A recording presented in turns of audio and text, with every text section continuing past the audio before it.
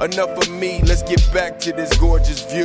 I hope that you enjoyed the show. Welcome to the Black Pew.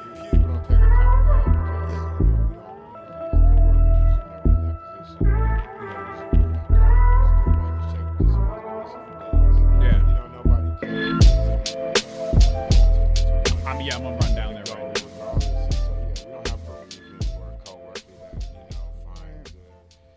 It's nobody thinks about it, so my life has to go on,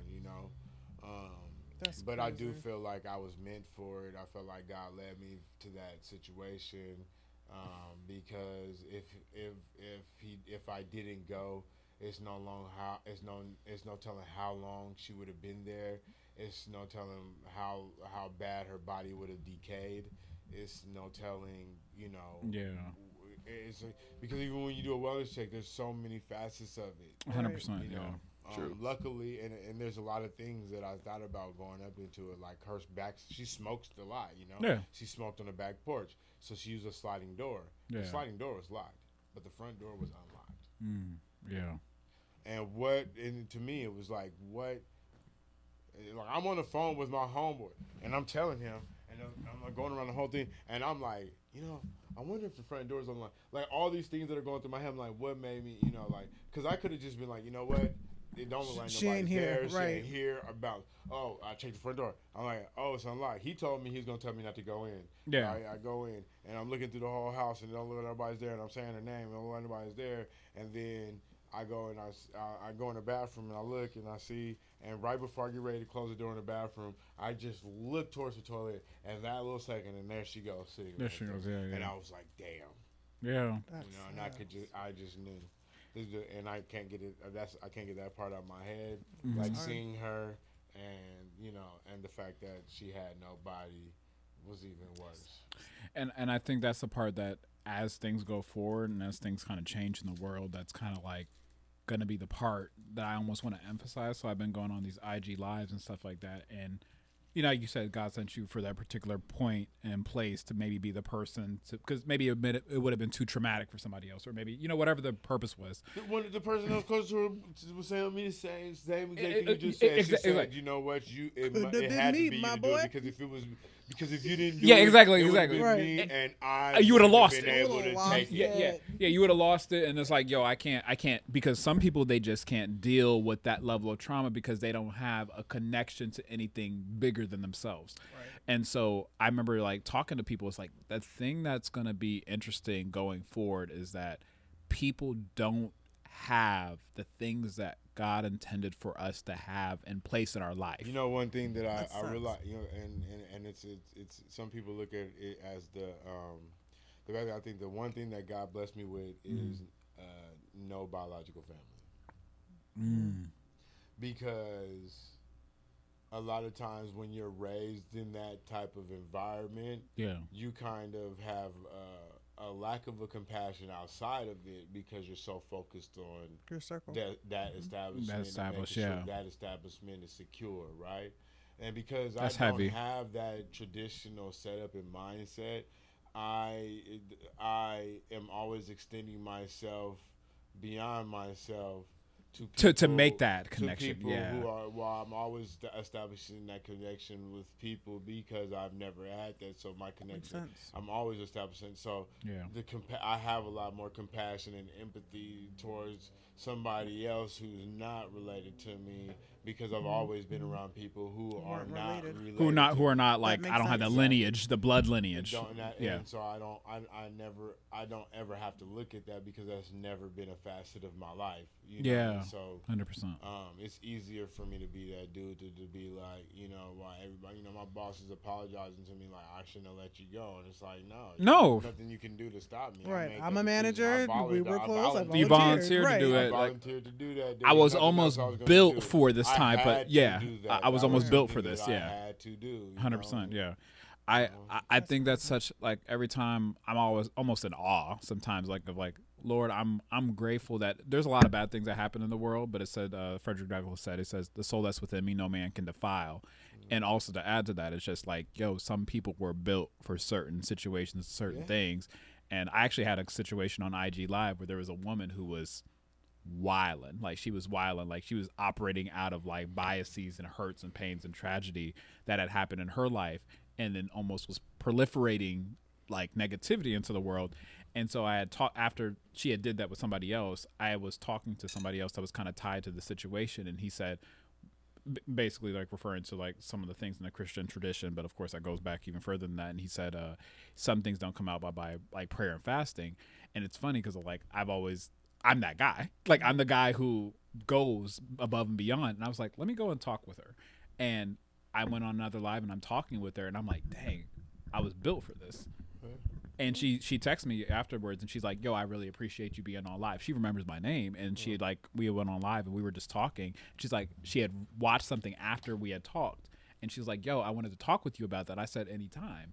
And it's like, man, sometimes you're just positioned and you're in situations for such a time as this. And it's like, it's a blessing. Like you said, you never were tied by blood lineage, but you were tied by something greater. Yeah. You always search for that. So I'm really grateful that you were doing that, because she didn't have anybody else, but she had you. Yeah. She made the Lord made sure that she had you. So that's dope. Like, yo, that makes me feel good that she at least had somebody there. So that's dope. But thank you for tuning into Black People Podcast. I wasn't recording the whole thing, just all of it. Yeah.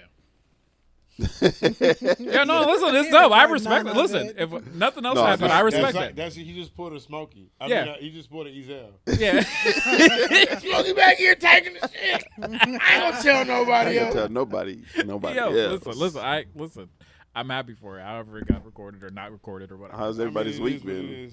Long. Yeah, it was a long week. It was long. Yo, Long week. I don't know why it was short and long at the same time. It was. I felt like the weekend came fast, but the week was just like Tuesday. Like, what's going on? Like, it's still here. It's still here. Tuesday was yesterday. Yo, we gotta go back to work tomorrow. I know. That was a movie. Listen. I'm taking you guys on right now. Listen, I've been working 7 days since like April. 3 out of 7. Me. We're even gonna talk about going to work tomorrow. Yeah, let's not even go there. I know why it was trash. It was a great. Don't do this. It was not a great movie, and I'll tell you why it was not a great movie. Because if it was a great movie, why haven't they made another movie? They didn't make another movie because they did not make a great first movie. Now, well, they weren't going to make Idlewild 2. Outkast, I do appreciate the attempt. They were going to make Outkast. They were going to make a 2. I appreciate, but they didn't make any other movie. Of course, I'll let y'all give your mine, and I'll give mine after. People dabble into that area and then they succeed. They make more movies. Look at Master P. Andre did. Look at Master P. That man caked up. I'm not sure if I can get you. No. Yeah. But why is he ain't making no more movies? Because even in that lane, they weren't as advanced enough to compete. And so he just pulled out of that lane. And it's fine. It's fine. It's fine. Andre been making movies. I just like the energy that you guys. He was making them or just in them. I like the energy that you guys tried. It was kind of like when Harlem Nights meets Life kind of thing, in a sense, that's kind of the feel I got. But in reality, it wasn't like a blockbuster motion picture. It was. I don't think it was supposed to be. Yeah. Support Outkast. Go watch Owl Wild, but it wasn't that amazing. The last movie we watched was amazing. This one. The last several movies have been, and I think that's what got me. Coming off the backs of Uncorked and the little blue whatever what we watched, and then we watched Boomerang. Coming off the backs of some of the movies we watched, I'm like, this wasn't low tier. This wasn't yo chill. Nah, no, they gotta chill. And at least for some of the movies, just like, but at least they the soundtrack chill. was cool. The soundtrack. I know they gotta chill. I think one of the things about this movie. One of the things about this movie. Yo, chill. Y'all gotta chill. One of the things about this movie that turned people off was Big first Boy of all. Amazing. That was it. That was a high point. Was first of all Idlewild. Like they based it in Atlanta, but Idlewild is actually in Michigan. Oh. Yeah. And people were like, I didn't know that. It's not even like this is just Atlanta.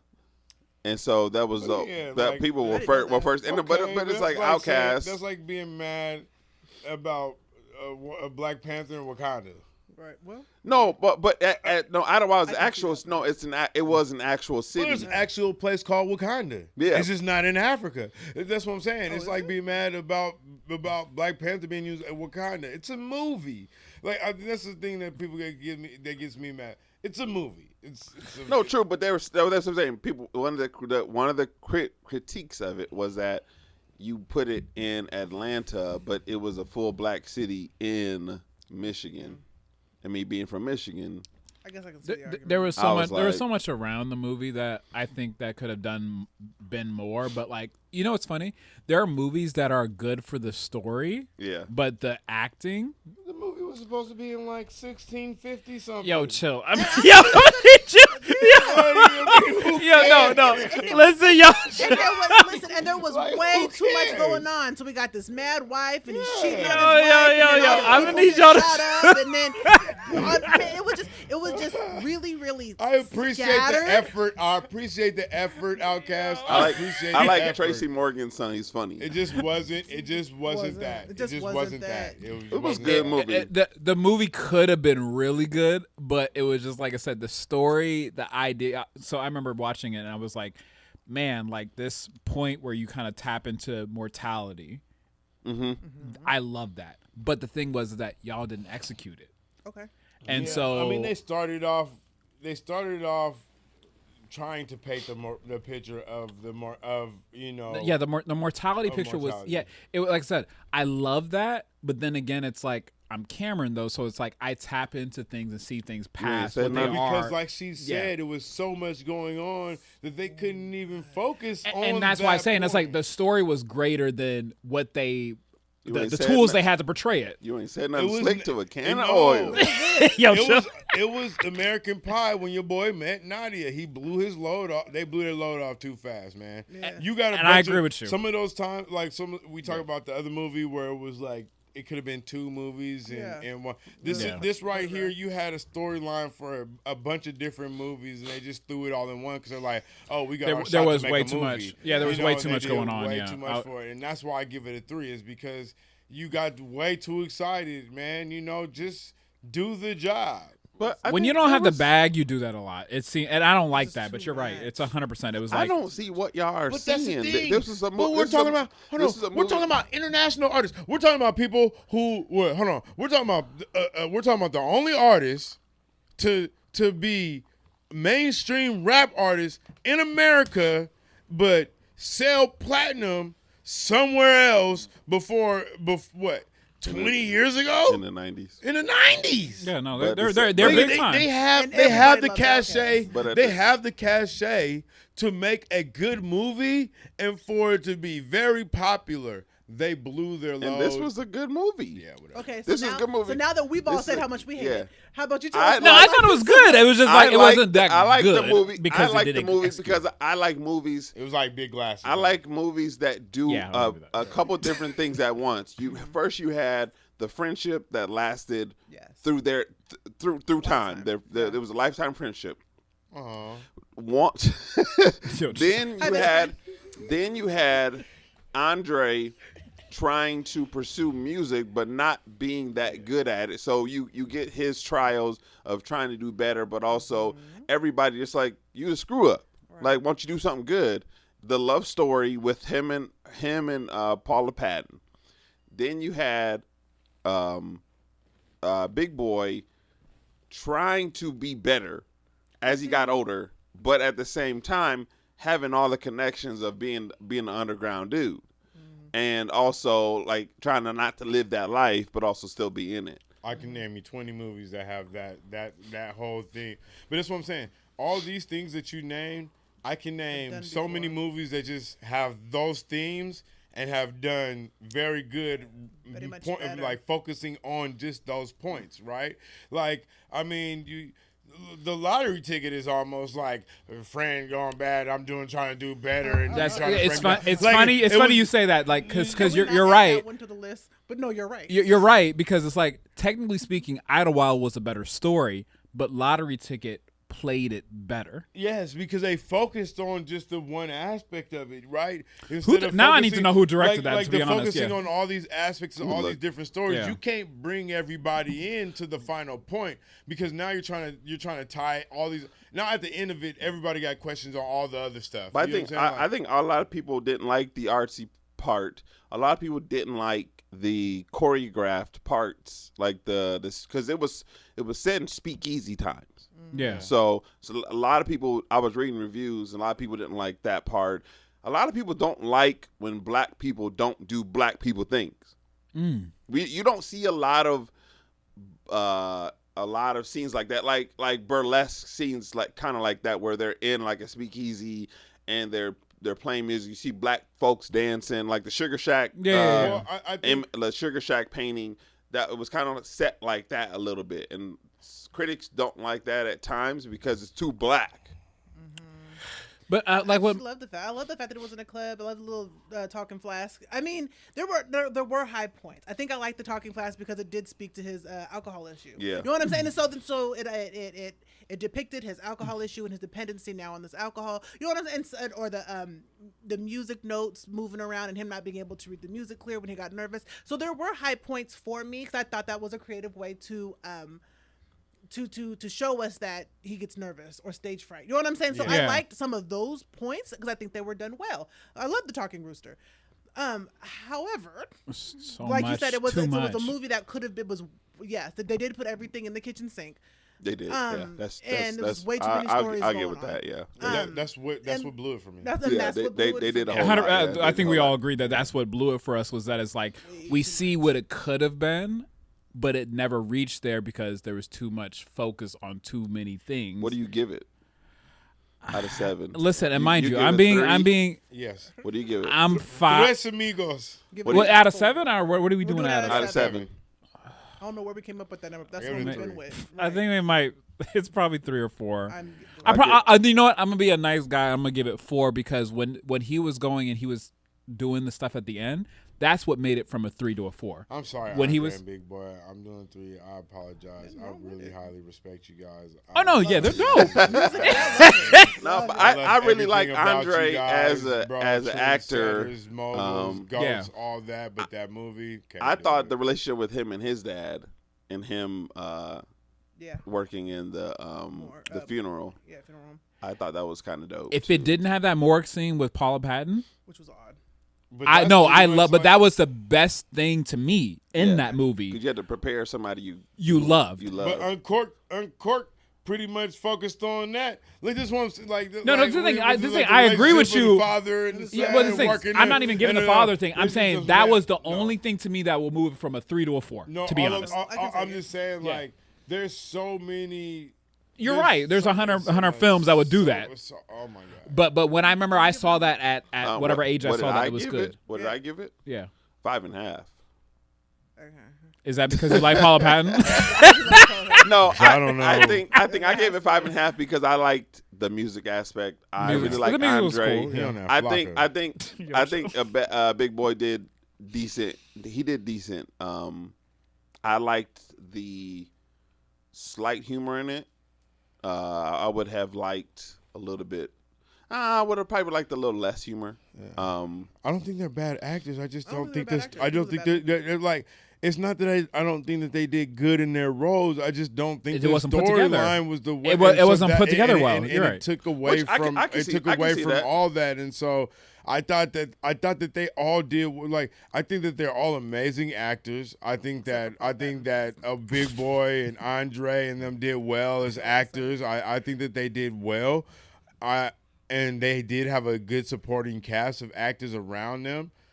I just think that it was just so much going on that it just took away from the jobs that everybody did in there. I'd give you that, 100%. And so that's why you don't see anything else from them. Like, I mean, if you see them, you've seen acting from them, but not necessarily that way, but not them, their own projects, you know, I mean. Which is the saddest part of it because it was like, had this movie been taken to somebody else who knows a little bit more, like who's a little more familiar about what they're doing, this movie could have been a 6. Probably, I do believe that. It could have been 6. I don't know. I do believe. I think if it had in the hands of somebody else, it could have really enhanced the movie. If it had been released later too.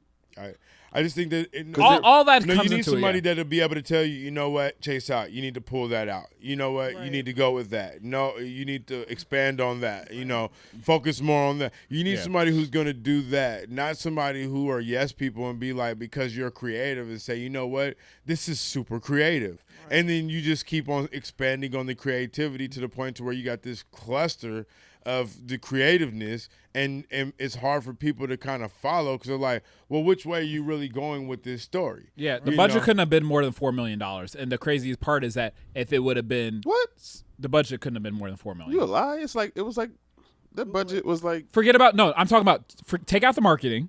I'm talking about just for actors, storyline, directing, all that other kind of stuff. They couldn't have spent more than $4 million. That's a lie. Tell me how much it is.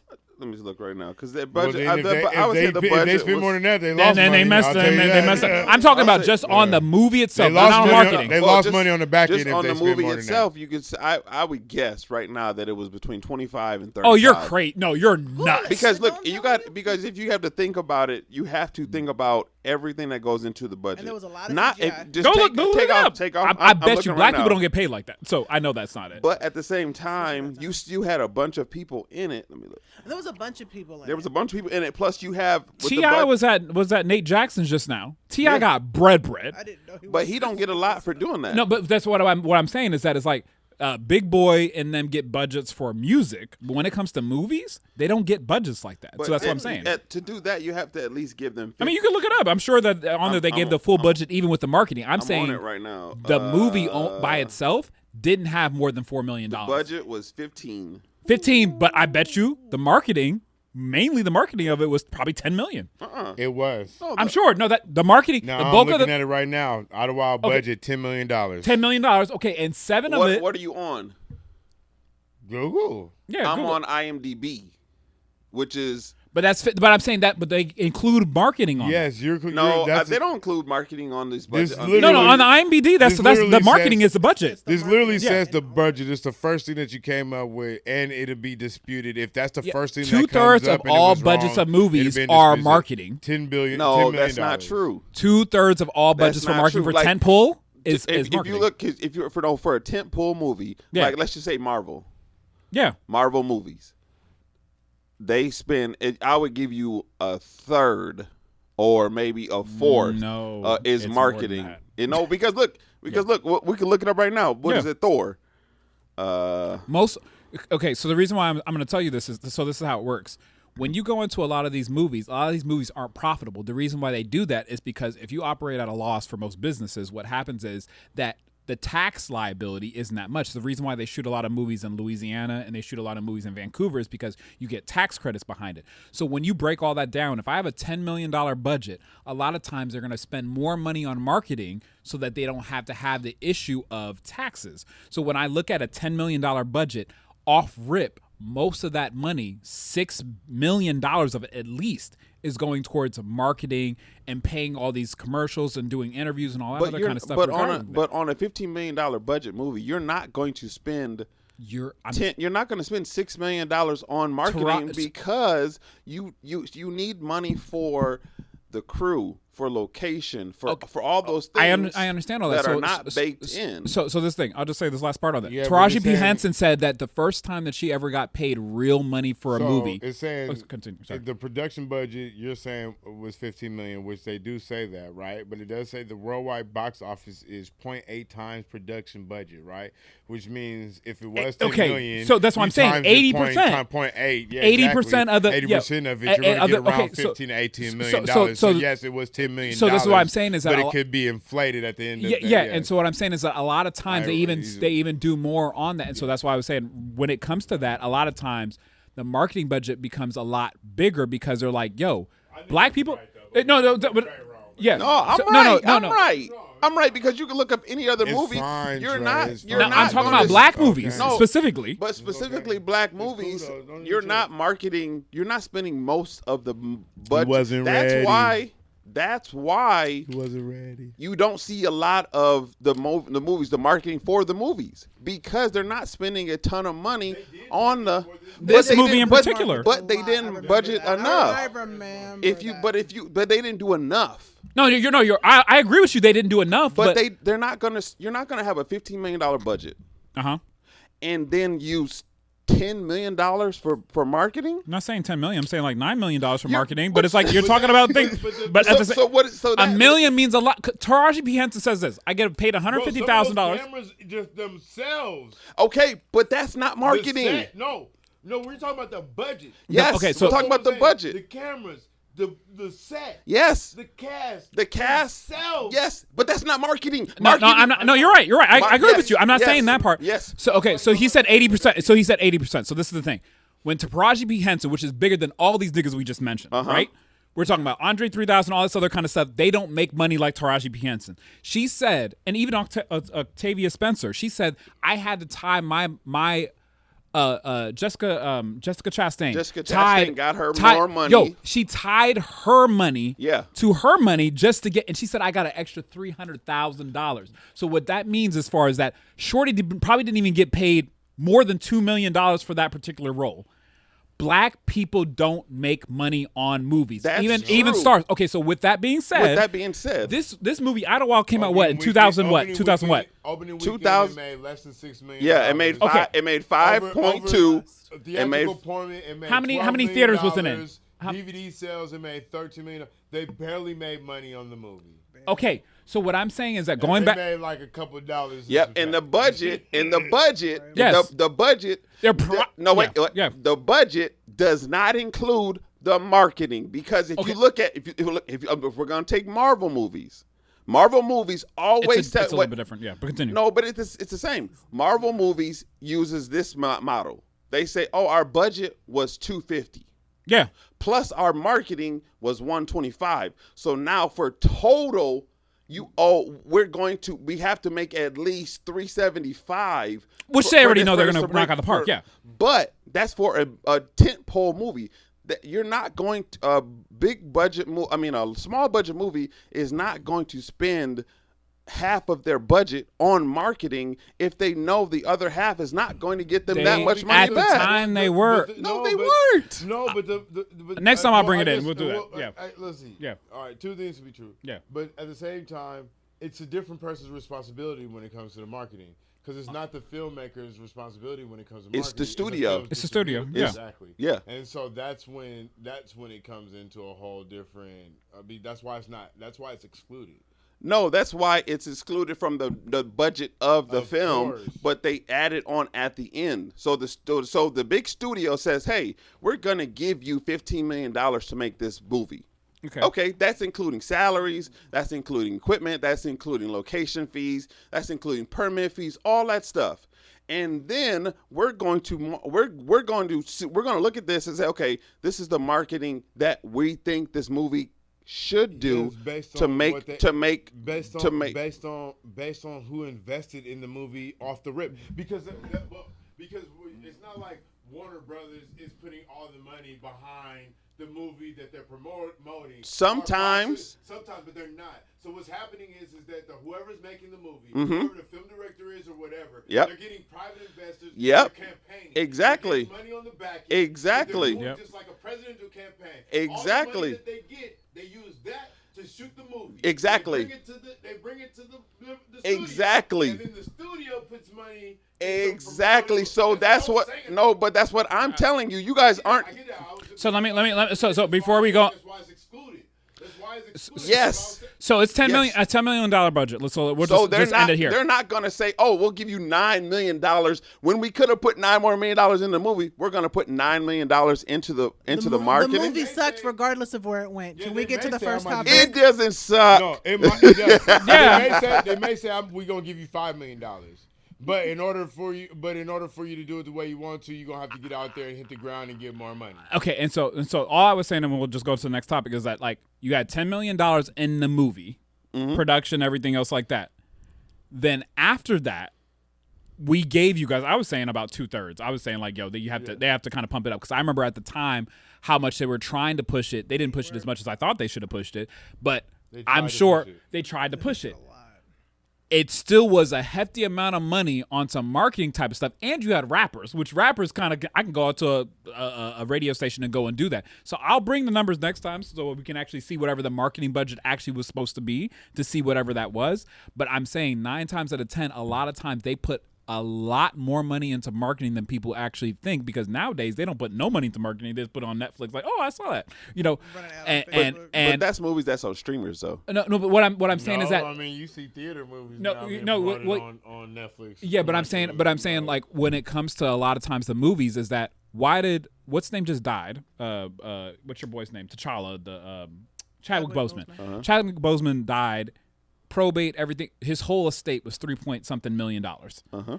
And after that happened, $900,000 goes to probate. Yeah. $1.15 million is what went to his wife, and 1.15. Yeah. Okay, so this dude was T'Challa of Black Panther. That movie made $1 billion in 26 days. But wait. How much was the salary? But he wasn't. They didn't know it was going to make that much. They didn't. Because that's why Infinity War literally at a $200 million budget. I can show you a video that literally. We can move on, but that's the problem. That's the problem that I have, because regardless on if you knew it was going to make that much, it was a $200 million budget. Makes that much. Huh? Is based it's a $200 million budget. The performance of those people. Right. You know what I'm saying? The performance of Chadwick Boseman, but it's still a brand new character. Regardless on what you think, that's what I'm saying. The crazy part about it is that they gross that much money. But you don't know if here's the thing. You don't know if black people are going to show up. Nobody knew black people were going to show up for Black Panther, and that is not. We're going to, okay, let's think. Because $200 million budget. Let's look at the budget. He was a top dude. But when niggas started showing up to the movies and dashikis and shit, they should have known. They should have known. But that's too, and they should know. No, because that's what happened. That's what happened. That's what happened. I don't care. I do not care. But when niggas started showing up in dashikis and shit, they should have cut him a check. I agree. Okay, this is the thing. No. This is no. I agree with you in the sense of this thing. I agree with. Marvel did not know that Black Panther was going to do $1 billion. I don't care. That's why in Infinity War they based the fight in Wakanda, because they were like, look at all this money these niggas got us. We got to make them work. No. Okay, but listen. I got you. One last. But he still. We should have been. When Chadwick Boseman died, people should have been like, oh, he's worth like $15-20 million. No, I told Amber. Okay. I'm gonna say this last. No. Let's get it. Okay, yeah, I'll say this last part. Trey, please pass me. Okay, so this is the thing. I'm gonna say this last part. I told Amber, because I know money. This is what I do. I haven't worked in like 12 years.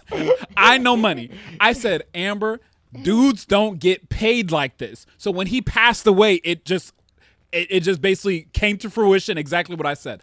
I said, they had a $200 million budget on this movie. Chadwick, Angela Bassett got paid $300,000 for that role. Angela Bassett got $300,000. So let's say homeboy, King of Scotland, Forrest Whitaker with Wandering Eye. Let's say he got $300,000. If you break down everything that all the actors made inside that movie, there wasn't more than $15 million spent. Chadwick Boseman, I knew didn't get more than $3 or $4 million for that movie. Okay, so no, wait one second. $200 million. Wait. $200 million. Okay. $200 million budget. Okay. They knew, because they've dealt with other black films. This is how Tyler Perry got paid. Wait. You are not going to say that Black Panther is the same as the Tyler Perry movie. Wait, I'm almost done. I'm almost done. Lionsgate gave Tyler Perry bread because Tyler Perry has proven No, it's not Tyler. No, it's not just Tyler Perry. Black movies make money because they don't pay niggas. No, black movies. No, I'm not done. I'm almost done. Listen, Friday's a great example. There was no budget for Friday.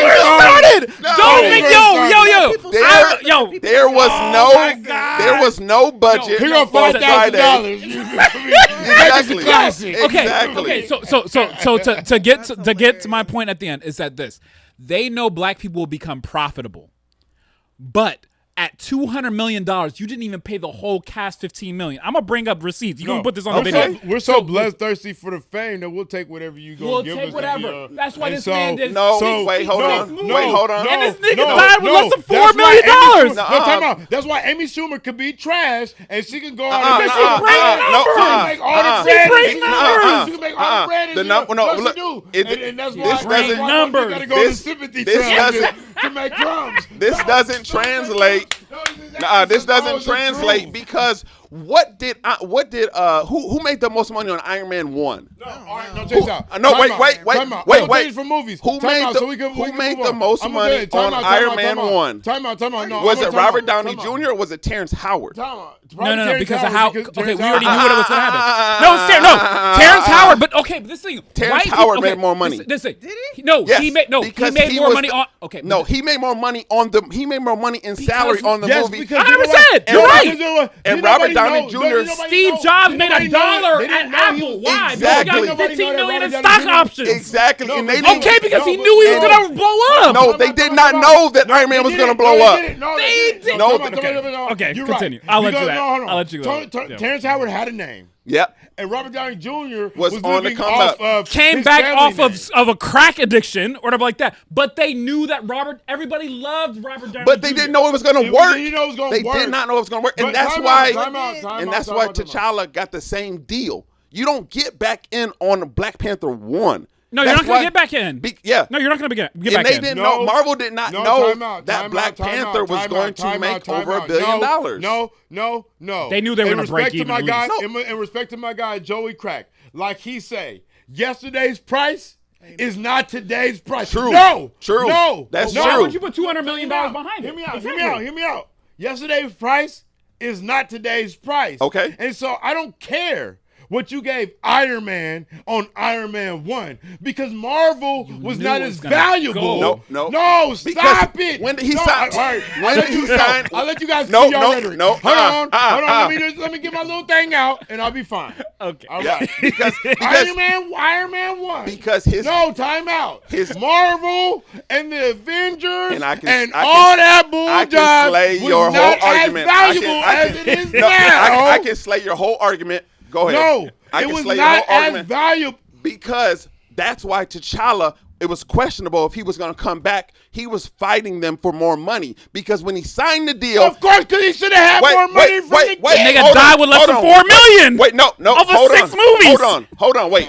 Okay. Next topic. He signed the deal. When did he sign the deal for T'Challa? Do you know? Yeah, no, he signed it way back. Yeah. He signed it when? I don't know exactly. He signed it like 2015, 2016. Yeah. They did not know it was going to make over $1 billion.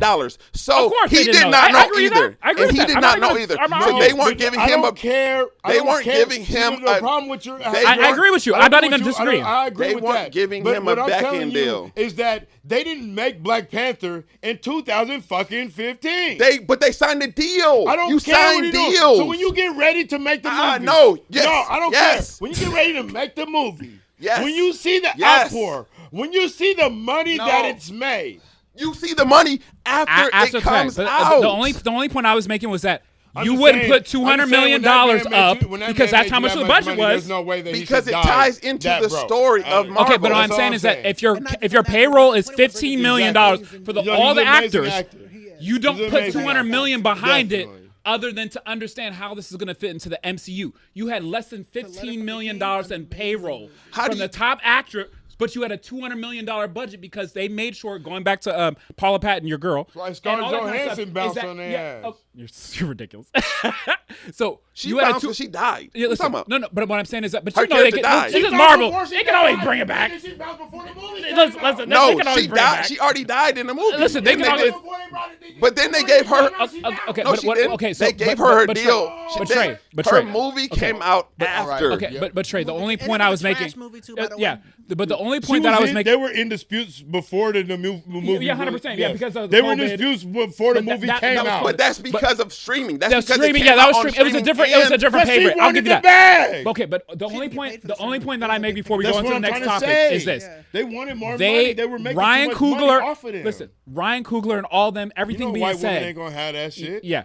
$200 million when the payroll for the actors and the movie itself, director and everything was less than $20 million. No, I don't think that figure. It was $200 million. Go look it up. I know those numbers. I know it's $200 million. Yeah, but it's where did most of the money go? $15 million is not what they paid all the actors. I'll bring it. That's false. That's not false. I'll bring it. Okay. I'll bring it because it's I want to see it. 100% $15 million. Because, no. Okay, cool. That's fine. There's no need to argue. I'll bring you the papers. That's cool. You're paying extras like $20,000 and shit. No, what I'm saying is it doesn't matter. It's cool. I'll bring the paper. We don't even have to argue about that. That's cool. Because I believe you. Yeah. Okay. That's what I'm saying. We good at that. I do not. You don't have a $200 million budget, and this man died with $4 million. He wasn't out here at a casino because he wasn't he making. He didn't get paid that much. So because he hadn't done another. I told you all these other kind of people. So altogether, the payroll is under 15 million. But it wasn't under 15 million. We have this illusion that fame pays with riches, and it doesn't. They paid so much in marketing because they knew they need I need to at least break even on this tentpole. But the $200 million, the $200 million when the movie came out, when they seen niggas showing up in dashikis, they should have upped the ante of everybody in that movie of what they were paying. You them. can't. We're gonna give you. Yes, you can. No, you can't. You can't go back. How you gonna tell me you can't? When the movie comes out, that's the reason why Will Smith. It's not a thing. That's the reason why Will Smith. That's the reason why. It's not a thing of you can't. It's a thing of you won't. Exactly. That's the thing. It's not that you can't. It's that you won't. That's the difference. That's the reason why Will Smith gave his co-stars money after he saw what they were making in what's the movie called? The movie he just won an award for. Of course, because he realized that. Guess what? I got this bag. Well, y'all didn't get the bag. Like, I got the bag because I'm Will Smith. And guess what? I'm good. Actually, no. But I'm good. And guess what? I'm good because guess what? I'm gonna be good if I didn't do this movie. Okay, but the movie is highly acclaimed and it made a lot of money. So what do you? Of course, but that, like you're saying, that does not change the amount of money that the people have made because they do what they have. But Marvel's not gonna go back and say, oh well, we saw niggas in dashiki. I'm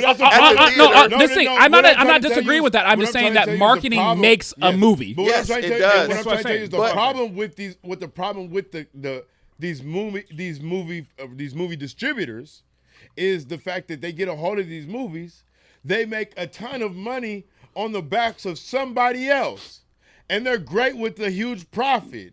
But at the time, the thing is you would not have this huge profit without the performance of these people. Okay. And so I do think that, and this is what, and if anybody ever watches this, you should be making clauses in your contracts now that you get more money on the back end. When that movie does, there's no way. There's no way that man should have died with that much money. There's no way. We don't know. We don't know what he spent on medicine, on what he spent on healthcare, what he had saved up, what he was spending on what. I do not care. He was not right. He is. You're looking at him like he was exactly. Huh? We have chemotherapy bills. I think we have things. So the only. Okay, so as we move on to the topic. No way. He should have had. He should have had. Okay. He should have because, and I'll just end it on this. Is because black actors, and I've seen the checks from black actors because so many people have said this, is that even on a first movie, the reason why $200 million, like I said, and I'll bring all this stuff, that $200 million was spent on this movie was because we're gonna make an amazing movie. But the actors didn't get paid like that. So when we go back to Idlewild, is that you paid these people this, but if you would have paid for a top-notch director, that movie would have been a 6 out of 7. That's why I said that. But would it have made a profit? That's the thing. No, it would have made a profit. You just said, what was the DVD sales?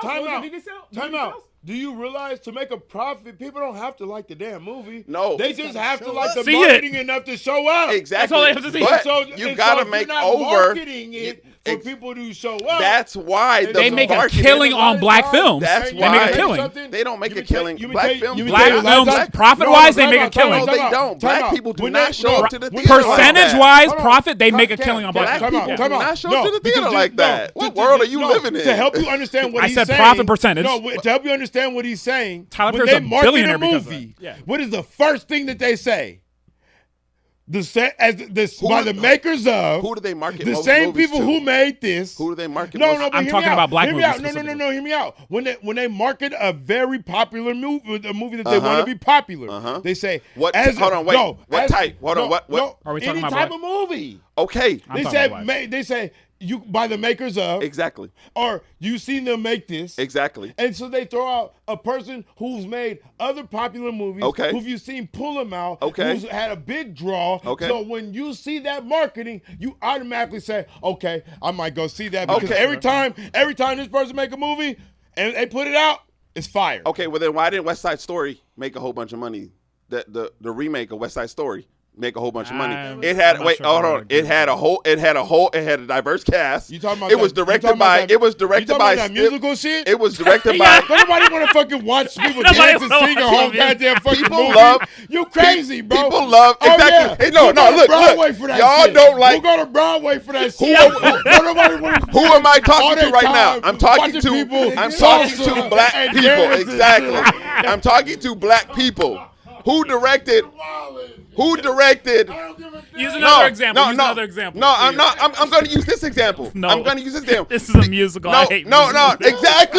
Exactly.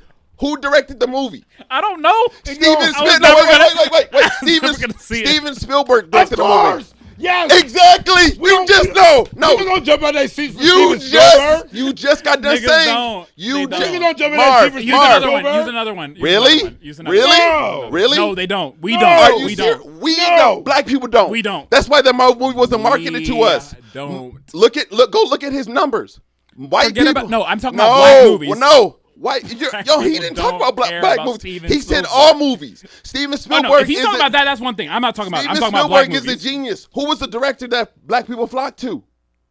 No, who was the black director that black people flocked to? John Singleton. I wasn't talking about that. John Singleton. That's about the only one. But continue. His movies haven't made a lot of money. If you look at the balance sheets of his movies, about profits. Yes, they haven't made a lot of money. Yes, because when he was making movies, you've got to make a different game. When we were renting his movies at fucking Blockbuster. Exactly. We weren't going to the movies because we didn't have the Exactly. money like that to go to the movies. But if you don't have a deal for back end money, you don't make any profit. And if the movie doesn't make money, Didn't I just say that? If the movie, I definitely have to edit this. Did I just say it should be making contracts for the back end money? If the movie doesn't make, if the movie does not make enough money, if it doesn't make its budget and its marketing, it does not make. It's not making a profit.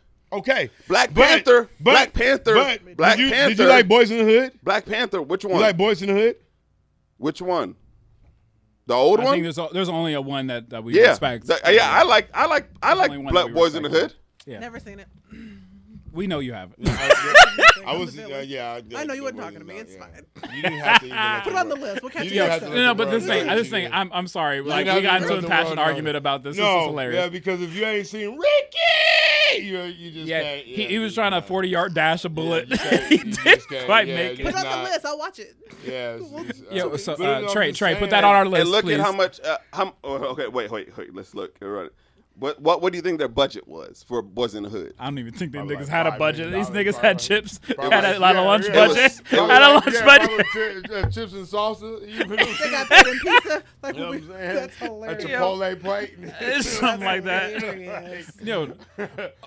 That's why I was talking about percentage in black movies. That's what. But black movies do not make that much in profit. That's why you don't see. I said percentage. This is why I said percentage. But what are you talking about? If they're not making a profit, there's no percentage of profit. You are making a profit. No, they're not. If I have $100 and I double it to $200, that's 100% profit. But if you have $100 and you only make $50, you didn't make your profit back. You didn't make any profit. I'm not talking. Black movies always make the profit. No, they what? Yes. Major motion pictures always make the profit back. No, they don't. What are you continue. talking about? Do we consider Black Panther a black movie? 100%. I don't. And I don't because it's a Marvel movie. I was just about to. Okay. And even though I know that was that's why I asked the question. I don't know if Ryan Coogler did it, and I understand it was all black cast. I get it, but it was pushed by a bigger monster. Being 100%. No, I agree with you if that's how you go about it. Yeah. Correct. And so for me though, I loved it, and I loved all the black stuff, and I loved all of the things. Listen, Black Panther definitely on my top. I love it. I don't consider it a black movie because of the white. I'll give you that. Because but what? I said because of the white monster. It was because of the Disney and the Marvel. It was a Sammy Davis Jr.'s of movies. I said no, I love it. Said I'm not taking nothing from it. But to Yes. me, if we're talking about black classics, I personally don't put Black So Panther at what on point that. does what makes it a black movie? It's a Sammy Davis Jr.'s of movies. What makes it a black movie then?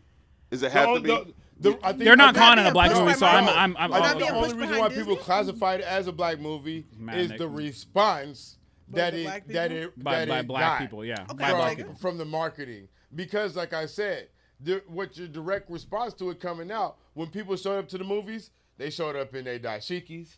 They showed up in, and so Because that it was had a social media effort, black though. energy. It had black energy, and I think that's why people try to classify it as a black movie. I'll give you that. But like the reason I asked that question is because, like Amber said, it's a Marvel movie. First. It's not before anything else. Yeah, Before 100%. anything I'll else. agree with that 100%. And so You're right. before anything else is not, and that's why it makes so much money is because it is pushed by the machine. And we're not pushing it ourselves. And so and I loved it. I'm not taking nothing from it. No. But like I said, No, I agree. All this stuff, I think everybody in this room agrees that. Yeah. Whereas like it's not it wasn't a black movie because it was pushed by a bigger monster because everybody saw that movie. Though we came up in dashikis. And top of that, it feeds into a trilogy. So Black Panther. Though we can watch it, we're part of the Avengers, Civil War. We're part of everything. Yeah. Black Panther originally came in Captain America's Civil War, So- which was his first so appearance. wait. So he's a So- part of a bigger trilogy. It's not even his wait. own movie. So in real life. so to you my guys' understanding. to you guys' definition, because I felt like you guys had the same definition. Yeah. The movie has to be starred in, majority of the cast, directed by, produced by, funded by, Not funded. and But Not continue. necessarily wait, funded. wait, Let me hold tell you on. something. I'll give you this. Wait, hold no, wait, no, No, I'm wait, gonna give wait, you hold this. on, wait, I'm wait, gonna wait, give you this. wait. I'm Which- gonna tell you something. which- from my I'm heart, different than because I them. know where They're you're the going. same, But this is what I'm gonna tell you, bro. I would give it. You could give me an all-white cast, but if the company that is promoting and pushing the movie is an all-black company, You can tell by the amount. I'll tell you. I'll call that a black movie. Oh. Because the reason why I say that is because I agree. everything that's pumping, the money, the influence and what checks off on it is all checked off by black culture. In this situation of Marvels, you have this influx of black culture That's that's why I'll all agree. checked off by white people. And so that's the change, that's the difference. I would have to disagree with that because Okay. Coogler himself and their production team and their artistic and their I don't give a damn what you and say. their Marvel costume still team. has to say okay. Yes, the white but at people the in same the room time- still has to say okay. But there are black people in that room too. I don't care. The white people still have But to say but then you okay. but then you're it's not but then you, there's no black movies then. Because by your definition, I'm different than them, but if that's there different. are I'm no different than black people at all points of there it, are black movies now because the thing is that the industry has been individualized to where you could be a lot more independent in how you do it, which is why you have somebody like a Tyler Perry, why you have people like Oprah Winfrey But who have taken the power and they have their own networks. And so the thing is that they created a platform to where they can are do their own funding thing. and but doing their by own your movie. definition, No, but what I'm saying, by your definition, OWN got a lot of its money from advertisers and other studios because she could not fund it by herself. She knew at a certain point that it couldn't go any further. Okay, And so I'll just give like you that. Tyler Perry is not black films because he gets his money from Lionsgate. No, he partners with Lionsgate. No, It's he different. gets his money. What are you No, talking it's about? partners No, with he gets his Lionsgate. money. Yeah, so Tyler, yeah. We can just, I can bring. No, this yeah, thing. Tyler, I'd much rather. yeah, This Tyler, thing, this is one thing. I'd much rather do this. I'm a numbers guy, so I would rather bring the numbers because there is no reason in the world, and this is the thing. We'll go to the next topic. There's no reason in the world that Tyler Perry, Denzel Washington, been here for 25 years, and he's not worth a bill. Tyler Perry, no. There's a reason why none of those other people are worth a bill, but Tyler Perry is because how he did it and what he does. And so we can't do anything else. But he is partnered with Lionsgate. He's not owned by Lionsgate. But he's not owned. But who gives him? Lionsgate gives him money. Yes, I finance money. Exactly. No, then it's not okay, you're not. Okay. No, I'm understanding. It's like saying Grant Cardone doesn't take money from other people, though he's a billionaire. You finance everything because you don't have to have it flow through your hands. So Lionsgate can tell him, no, nigga, you can't do that. And guess what he's gonna do? I'm gonna go spend $2 million on a film that's gonna make $40 million every single time. That's why I'm not saying. Let's go on to the next topic because, like I said, we don't got numbers. I was doing it out of a church doing plays. So guess what? If anything, made $113 million off of plays. You guys help me get a fan base. I can do this myself. If you don't want to say yes, I just don't want to always put up my bread all the time. Why nobody else has the power to do that? Why does he do it by himself? Because for tax purposes, you never go and use your own money by yourself. So it's not a black film. Thank you. No. Maybe more. Whatever. That's cool. Let's go to the next topic. Let's go to the next topic because that's not it. I would never. Nobody in this room is paying $30,000 for a car by themselves, even if they have $30,000 in a bank account right now. Exactly. But let's go. Let's go forward. Let's go forward. I'm taking your definitions on. No, that's their definitions. If they have that, that's not my definition. When I hear Black Panther, it's still a part of the Avenger trilogy. So in my I'll give you that. I'm not talking about that. I'm talking. We got into Tyler Perry and he's acting like it's not a black film just because he took some financing from Lionsgate. Right. But if I have $30,000 in my bank, I'm not spending $30,000 on a Hyundai Sonata. I'm using their definition. If it's not yours, okay. But I'm using the definition that is given to me that says a black film. Okay, I'll put it this way. Does Ryan Coogler? No, hold on. Does Ryan Coogler got his own set? No. Ryan Coogler got his own cameras? No. Got his own production lot? No. So Ryan Coogler can go anywhere and shoot his own movies and then sell it to the company? No, because Tyler Perry can, no. Yeah. All right, let's go on to the No. No,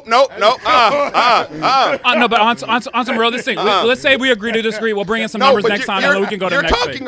You're talking about independent thought, and you're talking about a story. Ryan Coogler could take a story that's not Marvel's, that's not anybody else's, and shoot it and get it financed. Sure. That's what we're talking about. Right. Sure. And is it a black film or not? But does he have the resources to do it? He can, just like Tyler Perry can. But Tyler Perry has his own. Tyler Perry has his own. Tyler Perry has Warner Brothers lot. Tyler Perry can shoot. Tyler Perry has made TV shows. He got all the. And who is the TV shows on? Is it on his own network? No, that doesn't make sense for him to be on his own network. Wait, hold on. Then why did Oprah do it? Then why did Oprah do it? Because Oprah have her own network is Discovery Channel. I know numbers, so we ain't gonna do this. We'll bring the numbers next time. We're good. We'll just leave it. You keep dancing around. I'm not dancing around anything. I already told you what my stuff is, but that's cool. We're gonna go forward. We'll just go to the next topic. You all keep using one definition and don't apply to the other person. So when I talk about a black film, TV shows don't count as as Tyler Perry did this by himself, but yet it's on TBS. He don't own Turner. I don't really consider his stuff. He don't own Turner. He don't own none of them. He don't own BET. Yeah, then there's no black films if that's the case. But that's not what I'm talking about. But continue. Yeah, but at the same time, like it's just like right now how Dave Chappelle changed the game for comedy and these people doing specials and how it wasn't new for people to film their specials and then shop it to these streaming networks and stuff like that. But then he changed the way that people handled that business and the amount of money that they were asking for after doing these specials. So it's just like when he did those first 3 specials, he had already shot them. He had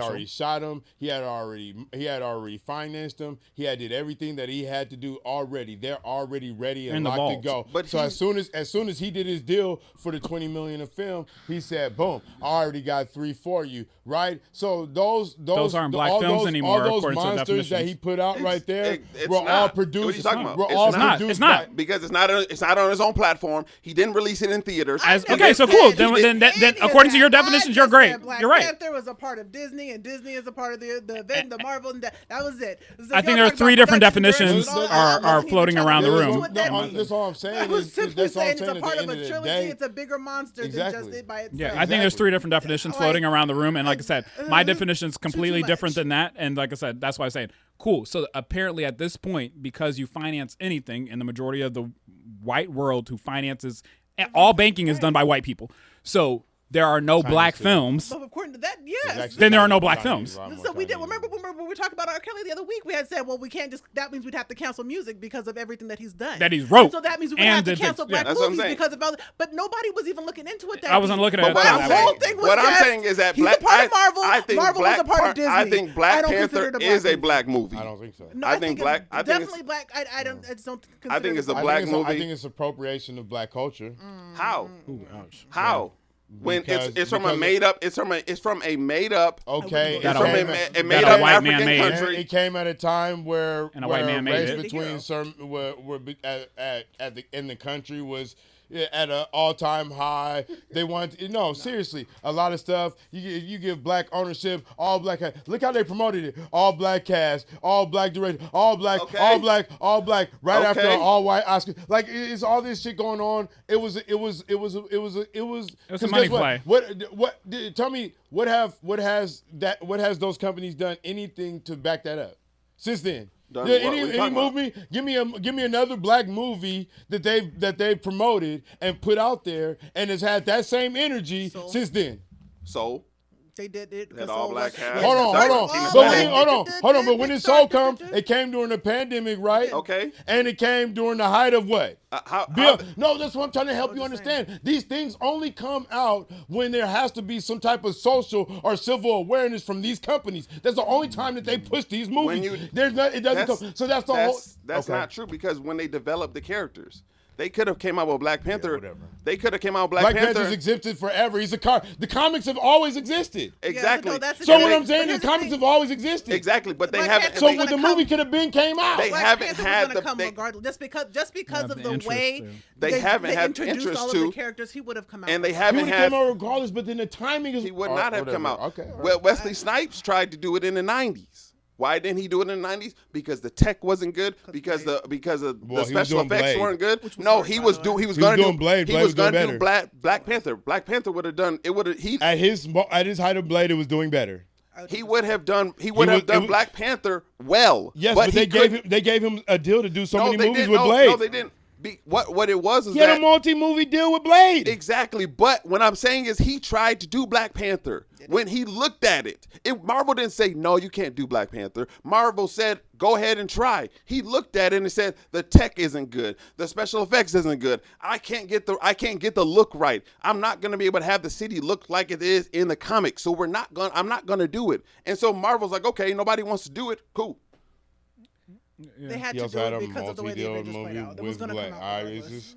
I wouldn't. I mean, you see that all the time. People don't walk away from other things because of what they got going on. It's just like with Ryan Reynolds. You know, he probably if Green Lantern would have been better than what it was and would have took off, do you think he would have became Deadpool? Probably not. Yeah. But because it didn't, and now do you think he's going to become anything else because now he's Deadpool? Probably not. He's not going to probably dibble dabble like that in the superhero world because now he has a multi-picture deal as one character. So you're talking about Wesley Snipes. At that time, he has a multi-movie deal as one character. It wasn't at the same can we move time. on? Yeah. It's okay, but it wasn't at the same We're going time. down a rabbit hole with this movie. Exactly. It was a black movie. Get over it. Yeah, like I said, Niggas. yeah. 3 out of 7. I don't know. 3 out of 7. Yo, Back you to said 3 out of 7. 7 minutes. What happened to 7 minutes? I just feel like I know. this No, thing's listen. getting It's longer like I and said. longer. There's the magic of editing. So Trey got us. He good. And I'm gonna edit all y'all. Well, you gonna edit all. That whole Black Panther boy. He's gonna edit be like all this. of it out, Listen, say. gotcha. Everybody's gonna be quiet. Our voices are Exactly. gonna be turned down. The deadpan y'all looking like. Hilarious. We're gonna be looking out. We're gonna be looking like this. Who Like is Trey what? talking to? What? Yeah. The first topic is the Bruh. Like we just did the movie review. I'm sorry. This is old girl came on and was talking about Submission. being submissive. Yo, and, Amber, that's you. He was talking about. and she was talking about being Was it that video I shared? yeah. Cam is the person she's talking about. Cam Newton. Cam? Hey, wait, what happened? What'd I do? It's Cam Newton is her boy. Cam Oh, Newton. okay. I I was like, what'd I do? I And don't then know. I be on live sometimes. It elicited strong reactions from people saying that this is how a woman is supposed to treat a man. Talk Other to him, Amber. people saying y'all don't deserve to be treated like babies, and other people saying, other people saying like somewhere in the middle. So it was kind of both. So submission to me, I think is subjective to the partner. Because I think it's subjective to the partner because some men require more and some men don't require as much, and vice versa. You know, the Bible tells us to submit one to another, and the man being a lead and all that fun stuff. So I think submission is subjective to the partner, depending on whether he's an entrepreneur, depending on his job, depending on his likes, his needs, his wants, whatever. Also depending on the household. When I listened to the video, it made me think of a time me and my mother had a conversation. And she was like, no, your father can absolutely provide for all of us without me working. But I work because he's a construction worker, which means sometimes there are low seasons. Yeah. And so I work so I don't have to try to find a job when there are low seasons. She said that's required for our home. So we were able to live almost, not in abundance, but we were cool. All of our needs and basic wants were met. And so when I listened to the video, it just made me think about that because that was a part of her submission. She was like, no, I do what's necessary for the home. And if that requires staying home, cool. If that requires working, then you work. And so that's how come I say I think it's subjective to the relationship and the man in question. If that is what Cam is requiring in his relationship, getting his back rubbed every night or whatever the case, and that's cool. I think the only issue was for me was her hypocrisy in it, because if you go 6 videos back, she's talking about how, you know, not doing that much and independent woman, all that. You know what I mean? I think that was my whole thing, is that if you scroll down her page, she has a completely different story. I think that was algorithm stuff, just to be honest. Yeah. I've actually followed her off and on. So I know that her story was different. Like I said, about 6 to 8 months ago. It was that's why I said, a lot of people like. That's how come I'm kind of like, who is this coming from? However, exactly. What do they say all the time? Well, different people, different partners bring out different things. And I hate that stuff. But continue. I got you. If that's what Cam's money's doing for you, that's your thing. I understand that, you know, I cook breakfast for my partner. I do dinner for my partner. You do what? I cook. Say that again. You said rewind that. What type of dinner? Whatever, run that back. What he's asked for. When is the dinner?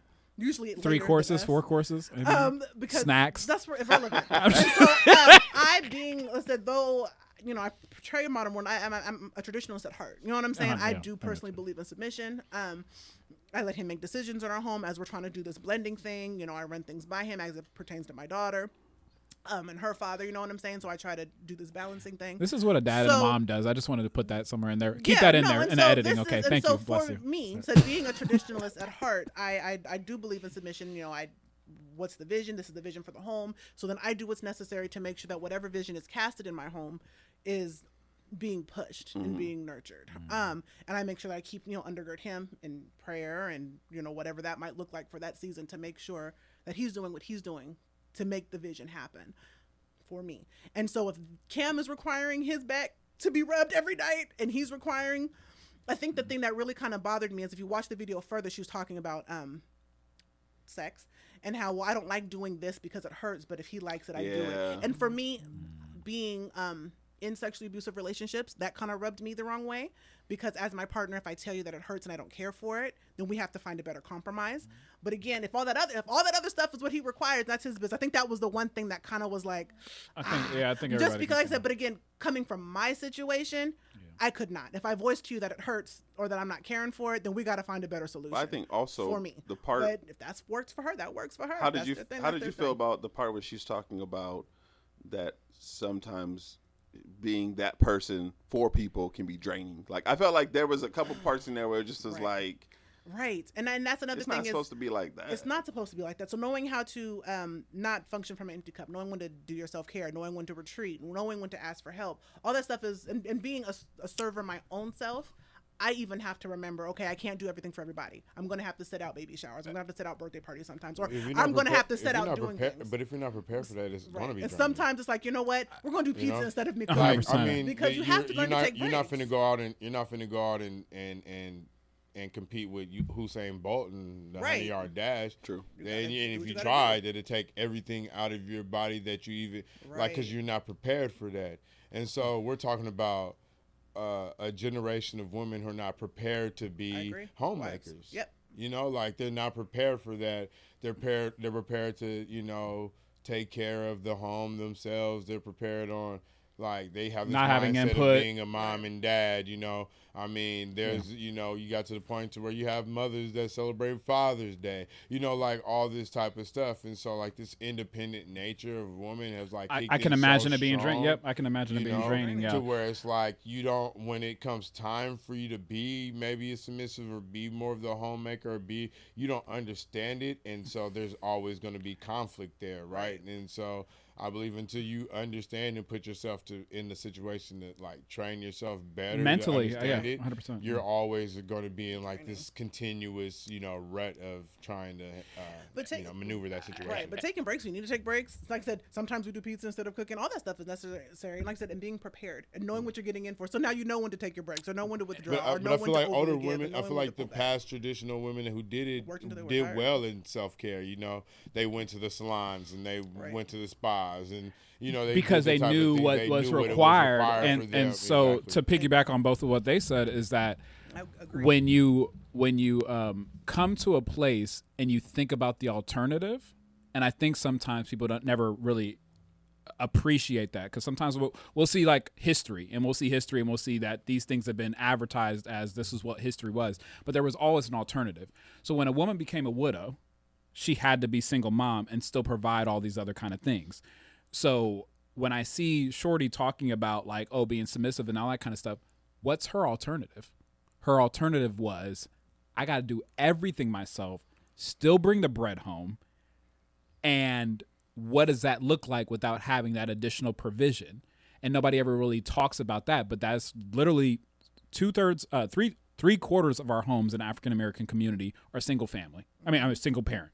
Mm-hmm. The majority of that is single mother. So a lot of women, when they looked at some of the submissive stuff, they were like, I'm so used to being the main person ahead of this household. They would be okay if you really just got them one-on-one, not on some like everybody else is watching. I would appreciate having somebody to be able to provide, and I could just worry about being the home person. The only thing I think sometimes their brain comes across where it's like, dang, like I've never really had to kind of relinquish control. But so if you really be honest. That's why I disagree with you. And I slightly disagree with you is because the relinquish of control. I was watching. It's hard though. You're right. I agree with you. I agree with you hard. Yeah. I just saw stuff. I was watching like TLC. It was like Seeking Sister Wives, right? Mm-hmm. Yeah. And there was this white couple, and they found this, you know, this is a black lady. They was trying to bring her in, whatever they household. And, you know, they're all having dinner, and they're talking with each other. And she's the way, you know, they're talking about, like, this unity of the house and all this type of stuff. Yeah. And, you know, she's like, well, you know, my career is very important to me. And, you know, I work this amount a week and, you know, being successful for my daughter and all this. And you can look at their face and saying, you know, that's not, we would want you to be here more, helping us out more with the house. But she's so bred to be independent. She didn't know. She don't even see anything else. She didn't know what that was look like. And there was no backing her down from that because she was conditioned. She didn't know anything else. So I'm talking from a future position because Amber and I used to deal as caregivers. When you come to 60 something, 70, 80, and you have no children to really help you out, it's trash. It's a different perspective. So though right now I talk to a lot of women, I have people calling me back from my past. Yo, Cam, what's good? You're not calling because you're thinking about me. You're calling because you remember what I provided for you because you're in a new situation now. And the situation that you're in now, like, dang, I wish. You had the double back. Right. Okay, but the double back came from I have perspective. I have perspective now that what you were providing was a different scenario. So though I, like I said, I agree with you, but I'm looking from the future because when you get to that place where. How many times have you ever accepted a double back? I personally don't. You know why? No, but have you? No, I don't receive. And so from somebody who has it to somebody who I have, and it never works out. Let me tell you why. No. Because they're two conditions. Would you say that? No, the reason why is because even though that they felt that they've had perspective, they're still not conditioned. They're still not conditioned. No, that's what I'm saying. I agree with you. Yeah. Like people, I think a lot of people are unaware of the subconscious. I'll give you that. Sometimes we just do things out of routine. Yeah. Because that's what we're. The saddest part of human nature to me is that particular part that you're talking about. Is like and so, you can't even help yourself. Yeah, like the comfort of just knowing what I can do you're my own going thing to get out of this. Yeah. You know, that's why you have some women who would, you know, like get with a man and they're in an abusive relationship. They see the man, they treat him nice. They start to become subdued by that niceness, but then eventually they fall back into this, right? Yeah. Because the comfortability of knowing what the result of this is and the familiarity of this area over here. And so because that is the initial nature of what you're accustomed to. Yeah, exactly. Yeah. It's harder. It's like we want this. You know, everybody wants that fairy tale. You don't even believe you deserve that, though. Exactly, because now it feels like you're so far gone in this, and this is all you know. That and the fear of saying, you know what, I can reopen myself to something that may be different, and it could possibly end up like this again. And so because that may be it, because I'm already here, I might as well just be here. And that's usually what happens. And I do agree. I do agree, but I think a lot of it, just thinking, this is like solution. It's trust. You know what I'm saying? You have to be able to trust your partner. And so, yes, it's one of those things where, like, I could just do it by myself and not have to rely on you and not submit and not, because I have to be able to look at you and trust that if I go ahead and relinquish all this power, you're going to do good with it. If I relinquish my money or myself, my body, my kid, I need to know that you're going to take good care of it, that you're going to make good decisions for us, that you're going to, like I said earlier, cast a vision that's going to actually be doable, and that you're going to do your part in making sure, and that it's not going to all fall on me. Because in the past, because I have been in relationships where I'm a traditionalist at heart. I go into all of my relationships, this is it. And then they F it up and I leave. That's again why I don't double back, because once that trust is gone, I'm not doing that again. Yeah, so I've seen this story before. Right, I've seen this story a couple times. Yeah, so I said no. I will go in. Okay, cool. As soon as you just show me that you can't be trusted with this much power, then cool. I'm only out. double back for one reason. I don't double back. Well, but here's the thing. I'm not gonna say I have never, because I think we all have. But I got to a point where I was like, no, I'm not doing that because you messed up. I think so. I think submission is. As a woman who does believe in it, it is hard. Especially since I was a single mom. And so having to carry the ship and then have you come in and be like, okay, cool, especially since my partner is younger than me, it was something I had to kind of like. Oh, you a cradle rocker? No, not that much. But my partner is younger than me, so it's different. Okay, I got me off guard. See, here's the write that out. Because that was a little. But here's the thing. When I was married. Wow. Can we edit that? My feelings are actually a little hurt. Snaps. He called you a cradle robber. But when I was married, it was the opposite. I was in that situation where I was having to like almost prove that I could be trusted with those things. But then when those things came up and I was good with them, it was kind of like I still don't want to relinquish control of some of these other things. Okay, and you have the problem is fear. Now, the problem is fear, but it's fear that's been actualized. Because some people I literally say just told you guys that, but it's fine. No. That's 100%. I know. I was saying. We agree. No, I'm saying. I just want to let everybody know. No, from what I've seen is that No, it's like I was putting the mark of approval on it. I've seen it where women, they don't want to. There's certain parts they will. Certain parts they'll say, okay, cool, you can do that. Okay, cool, you can handle that. Okay, no, you can't, that part. And I think the part of submission that scares people is that men don't know how to submit. Huh? That's the part that scares. Men don't know how to submit. No, that's true. And I think also that we don't know how to we don't know who to submit to. Yeah, we don't know how to submit and then often y'all don't know how to lead. Y'all are leading off of a whim, just like we're submitting off of a whim. That's 100%. Yeah, because I was in a situation where I didn't know. Yeah. There were some things I was just like, I don't know what I'm doing. On the job training, baby. Yeah, for all of us. Because I was like, me looking at it now. I was working like 2 jobs. I was trying to go to school, all while she had a couple kids and just trying to lead a household, and it just was not. There were some hours in the day sometimes. There's not enough time in the day, but it's also. Damn, that's how you lost all your hair, huh? Yo, Chuck. I lost it way before that. You know, so sidebar, so funny. She introduced me to her friend that was a barber, and I no, I didn't think it was. Yo, Shay. No. No, this is funny because this is trauma. I gotta bring up trauma. Yo, please do it. Yo, because I knew him. This is when I had hair, and I knew him, and so I didn't think. Okay, continue. Sorry, this is hilarious. He was cutting my hair. Oh man! And he said he was like, goodness. and I didn't really know this, but he was like, bro, you're losing. He was like, he was like, you have 2 cowlicks up here. He was like, at some point, that hair's gonna stop growing. So you got a little Jada Pinkett up here. And so, but that's saying, like, there wasn't enough time in the day. There wasn't enough bandwidth for things, and then she was holding on to things, and I was reluctant to handle some of that stuff because did she have a community? Because of the fear of what might happen to your relationship if you addressed them, right? Who, me? Yeah.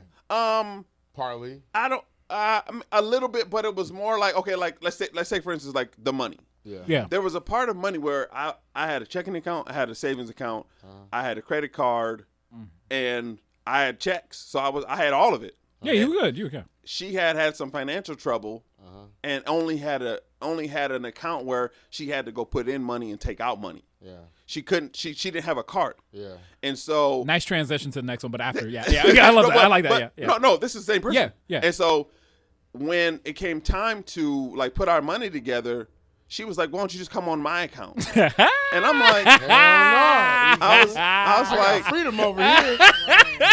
Exactly. Got privileges. That is 1,000%. I said, why would I come to yours? You got to go to the bank to get money from the bank. I can just go put it in the ATM. Yo, chill. And no, it's no. I know. No, listen. I know it's real. Listen, I've I've been married before. I know how real this is. So continue. It's a hard conversation to be like, yo, that bank don't trust you. The bank trusts me. Yo, I love preach, Reverend. But it got to the point where we had to be like, we just keep separate accounts. Yeah. You keep taking your trip to the bank. Okay.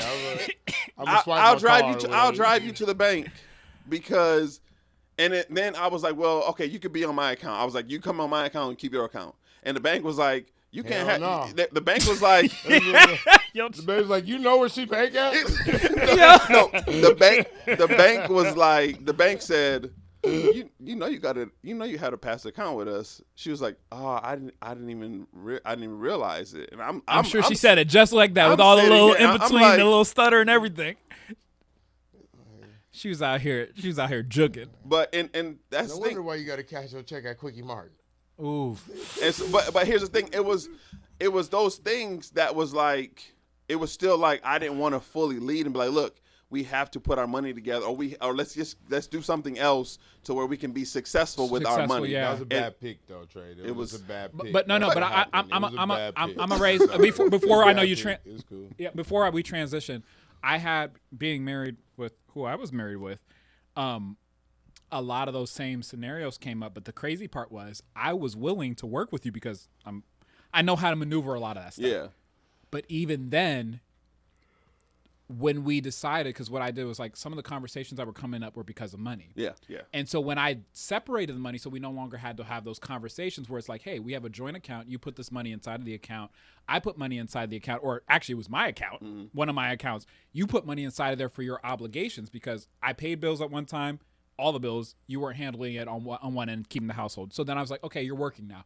So you put your portion of the money inside of there since you couldn't just stay home. Then when I decided like, hey, we're separating the money, it became like, we're really not together in this. I almost feel like we're roommates. Yep. And it was just funny because like I said, and so this is why I told Amber and I've told other people this. I said, the next time I become in any type of romantic situation, they need to have a community around them that has had some type of success around them regarding interpersonal romantic relationships, because she was operating out of her own brain until this day struggles with the same issues that we had when we were married by herself, because you didn't have a semblance or an example before you to even know what to do on how to submit. You didn't know. Yep. And that's the biggest thing I think in our community was that I used to look one time. Her my ex's father had called me because there was some issue, and I said, "Oh, no, you're gonna take full responsibility." We ended up having a conversation. He was trying to check me, and I said, "No." So and he's like, "Yo, Cam, what can I do?" Because I'm like, "You did this. I didn't do this. She learned everything she learned and didn't learn from you and her mom." Mm-hmm. And I said, what you can do is you can encourage her to do the things that she was supposed to do, because it takes a village to raise a child, and you didn't do your part. And I remember just being there, and I'm like, dang, our relationship really failed. And the reason why some of our counterparts do better is because they actually had, and even my friend over here, she actually had an example by which to know, to reference how to do things. And she had a little bit of a community where she could even reference that. And so I think submission is so hard sometimes because there is no reference point.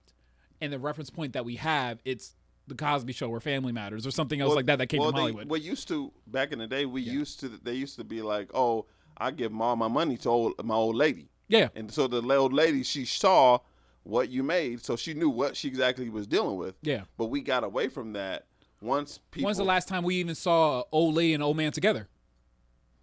That's true.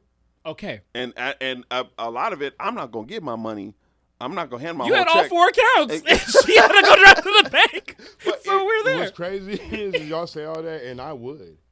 Like, if I was, like... I think you a little... But this thing, you're a little bit... I would literally, if the day comes... If you were in the right situation, I would, like, that I would, but, I would have to feel, also secure with that, with that person.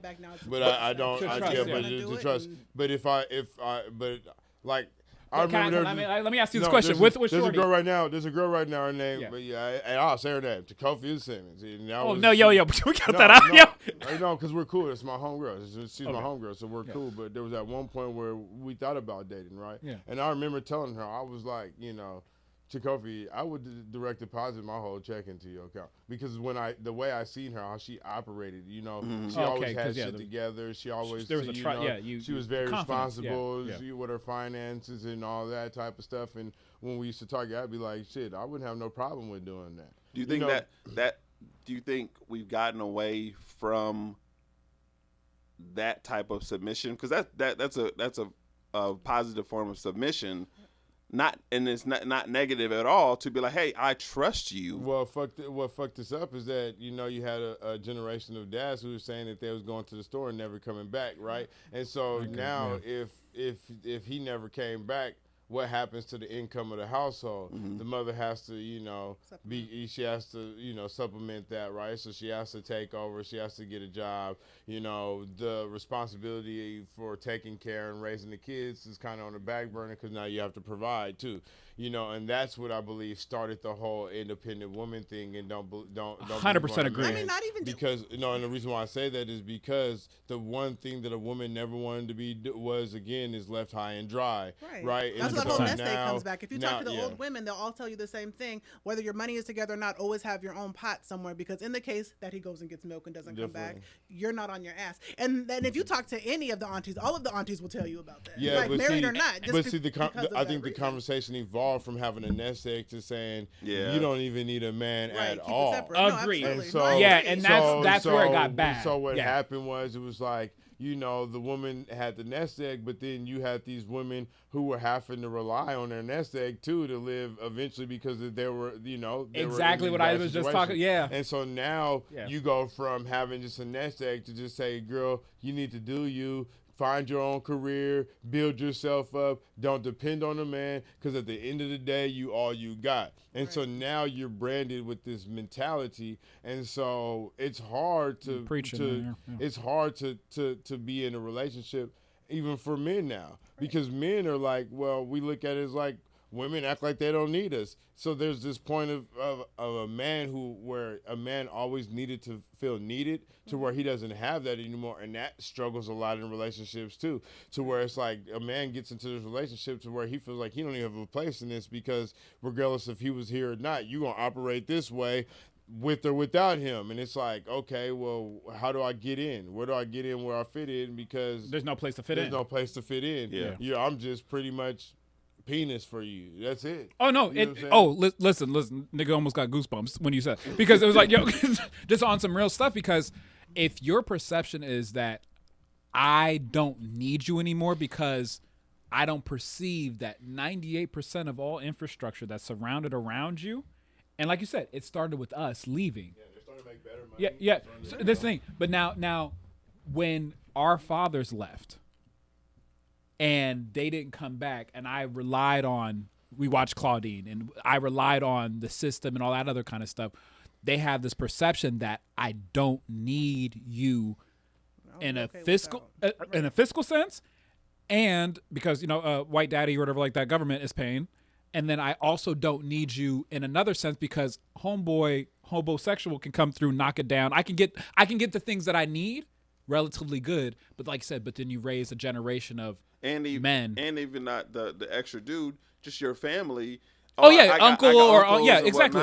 That'll handle that thing enough to make it through. Yeah, but the last thing, and I'll just say it on this before we roll on, is that, but we're getting into a time where things are so bad, things are so rough on all ends, that I'm hoping, and this is my absolute prayer and hope, is that people start realizing you don't have enough right now. Forget about retirement, Social Security, all this other kind of stuff for you to be able to live. Because I remember Amber and I, we used to do caregiving, and I think everybody should be one. But you start seeing that these people they're not lazy people. Yeah. You worked 40 years. Yep. And I got bed sores because nobody is going to come around because my kids ain't even coming around. Yeah, that's why you see a different style of living now. And I was listening to you say that, and I was like, as much as I feel like, I would want that. Yeah. I don't feel like that will happen because because of what you're saying. Yeah. And it's just like, what I talked about, what I went through earlier this week, and you see those things.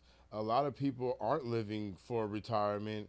They're living for right now. Right now. And so people want to go vacation and do all these other things, and because they know that they eventually have that expiration date, they're not looking to live past that anymore. Because if that comes, at least I did everything exactly that I wanted to do. But you know who loses out more in that scenario? The next generation. No, let's get real specific. Every dollar that you spend dollars on yourself and that kind of stuff, but most of the dollars that men spend are for women. I'm trying to look fly for her. I'm trying to do stuff for her. I'm trying to do that kind of stuff. Who lives longer? Women live 7 to 8 years longer on average. So when you talk about living for right now and transitioning into your next topic, when it talks about who's more fiscally responsible, I don't even think it's about fiscal responsibility in the sense of like, men we don't need much to make us happy. So can you imagine that I don't need men? I get to the end of my retirement age, and let's say I don't have kids because a lot of girls aren't having kids right now, or are having maybe one or two as opposed to having the cadre that they have. No, shit, now the chicks don't even want to have kids. They don't even have kids. So now I don't. So Shorty that we talked about. Exactly. Court fuck that up. So there's that. There's other things, but it's like now I live longer. I don't got no kids, and now the only realm of family or anything that I have in terms of network came from my job. You're now in a situation, but by the time you came there, it's already too late. Yeah. And I think that's the part that's dangerous about us not thinking that we need each other, is because if I'm married to a girl, my Social Security check goes to her when I die. Yeah. When I'm living with a woman, she has my family and my in-laws and everybody else like that to go and take care of her. There's so many women right now that I'm like, if you didn't have me in your life to make sure that some of these things are taken care of, I don't even think you appreciate what I bring to you in the right now. Forget about when you turn 62 or 65 or 67, you go get Social Security. And that's a dangerous part right now, is that we act like we don't need each other because we don't live in the future. True. We live in the present. True. So I'll just leave it at that. But like it's wild right now. Yeah, it is. Yeah. We could go to the next topic. I'm not gonna go to that topic. Next topic, the physical, fiscally responsible. I feel like men are way more responsible than women. I don't disagree. It's been proven that women are some of the biggest consumers. I was just joking. But. Drake goes after like, why do I make music for women? Because they're gonna spend it. They're gonna buy it. It's been proven that we make more, but also that we are some of the best consumers. Mm-hmm. And that's, between shoes and I had to get my daughter summer clothes to send to her dad because she went to her dad for the summer, and just the bill that I ran up on just summer clothes, because you got to think about it. Now we need shoes, we need shorts, we need bras, we need panties, we need socks, we need hair things, we need, because she's a loose natural now, we took out her locks, so it's all of this stuff. And then on top of the fact that, you know, we get purses, we do, man, I'm in a real cute little, you see it? Look at them little, they're all cute, and y'all all done, and we get what's up between our lashes and nails and just all of it. And so I think you guys are more fiscally responsible, not just because you guys' needs are a lot less and y'all want a lot less. Now, so like I look at, again, my parents as an example. My dad was who's more fiscally responsible? No. I was, when she said the needs, like what are the needs of a woman besides? I was about to go there. Okay, go. Okay, continue. What do you mean? What do you I just want to name off some of the stuff? Besides undergarments, I mean, what do you? No. Okay, so the way that women use the word need and men use the word need are different. Totally different. No, I agree. No, it's very different. No, I that was my point. Yeah. No. I think she was saying that. I was actually trying to get her to expound more on. Yeah, no, that's what I was saying. I was saying, no, I know Amber, so I'm like, I know she was, but I'm saying, yeah. So no, that was my point. Just because for y'all, like, well, y'all need your nails done. We don't care until they're not done. Okay, so that's my point. I'm done. I'm good. But because the only reason we care about nails is because some chick one day decided to get her nails done and she looked different than all the other chicks. Then they started competing with each other to look like her. So that's all that is. If y'all would have never done that, guess what? At one time, there was a dude beating a chick over the head with a club, and she probably had armpit hair. He didn't care. She probably had leg hair, arm hair. Watch the Crudes, please. You watch the podcast. I'm just saying. Now, obviously, y'all made it so that we care. I'm not arguing that. Yeah, no. Okay, so that was the only point I was trying to make was that, like I said, that was the only point. So that's good. 100% agree. Yeah. It's like, no, y'all continue on. 100%. So that was so we can go to the next one. But back to what I was saying. I think sometimes your guys' tickets are bigger, and I just say, because I look back at my parents and I watch this, that even though Dad's needs were less, the things that he wanted were a little more pricier. We're talking, RTVs, and we're talking. So what I'm saying, the boats and all of the stuff. Yeah. And so though you guys might have less needs, your guys' sometimes, not all the time, every man, sometimes your guys' tickets is less, but your tickets are a little bigger. My little $100 pair of nails is nothing in comparison to some of the toys that y'all want. But I do still think, but on an overall, I do think you guys are. I think our tickets are bigger. It just comes with more stuff. It's like I agree. Please. Break it down. Yeah. It's like if I went and got. How old are you? Are you at this age right now? I'm anything. Let's say 50. Let's say you're 50. Okay, 50 years old. Say I may want what? A motorcycle. Or a riding lawnmower or something like that. Yeah, riding lawnmower. Yeah, just a motorcycle. I'll say one like that. That's one item, right?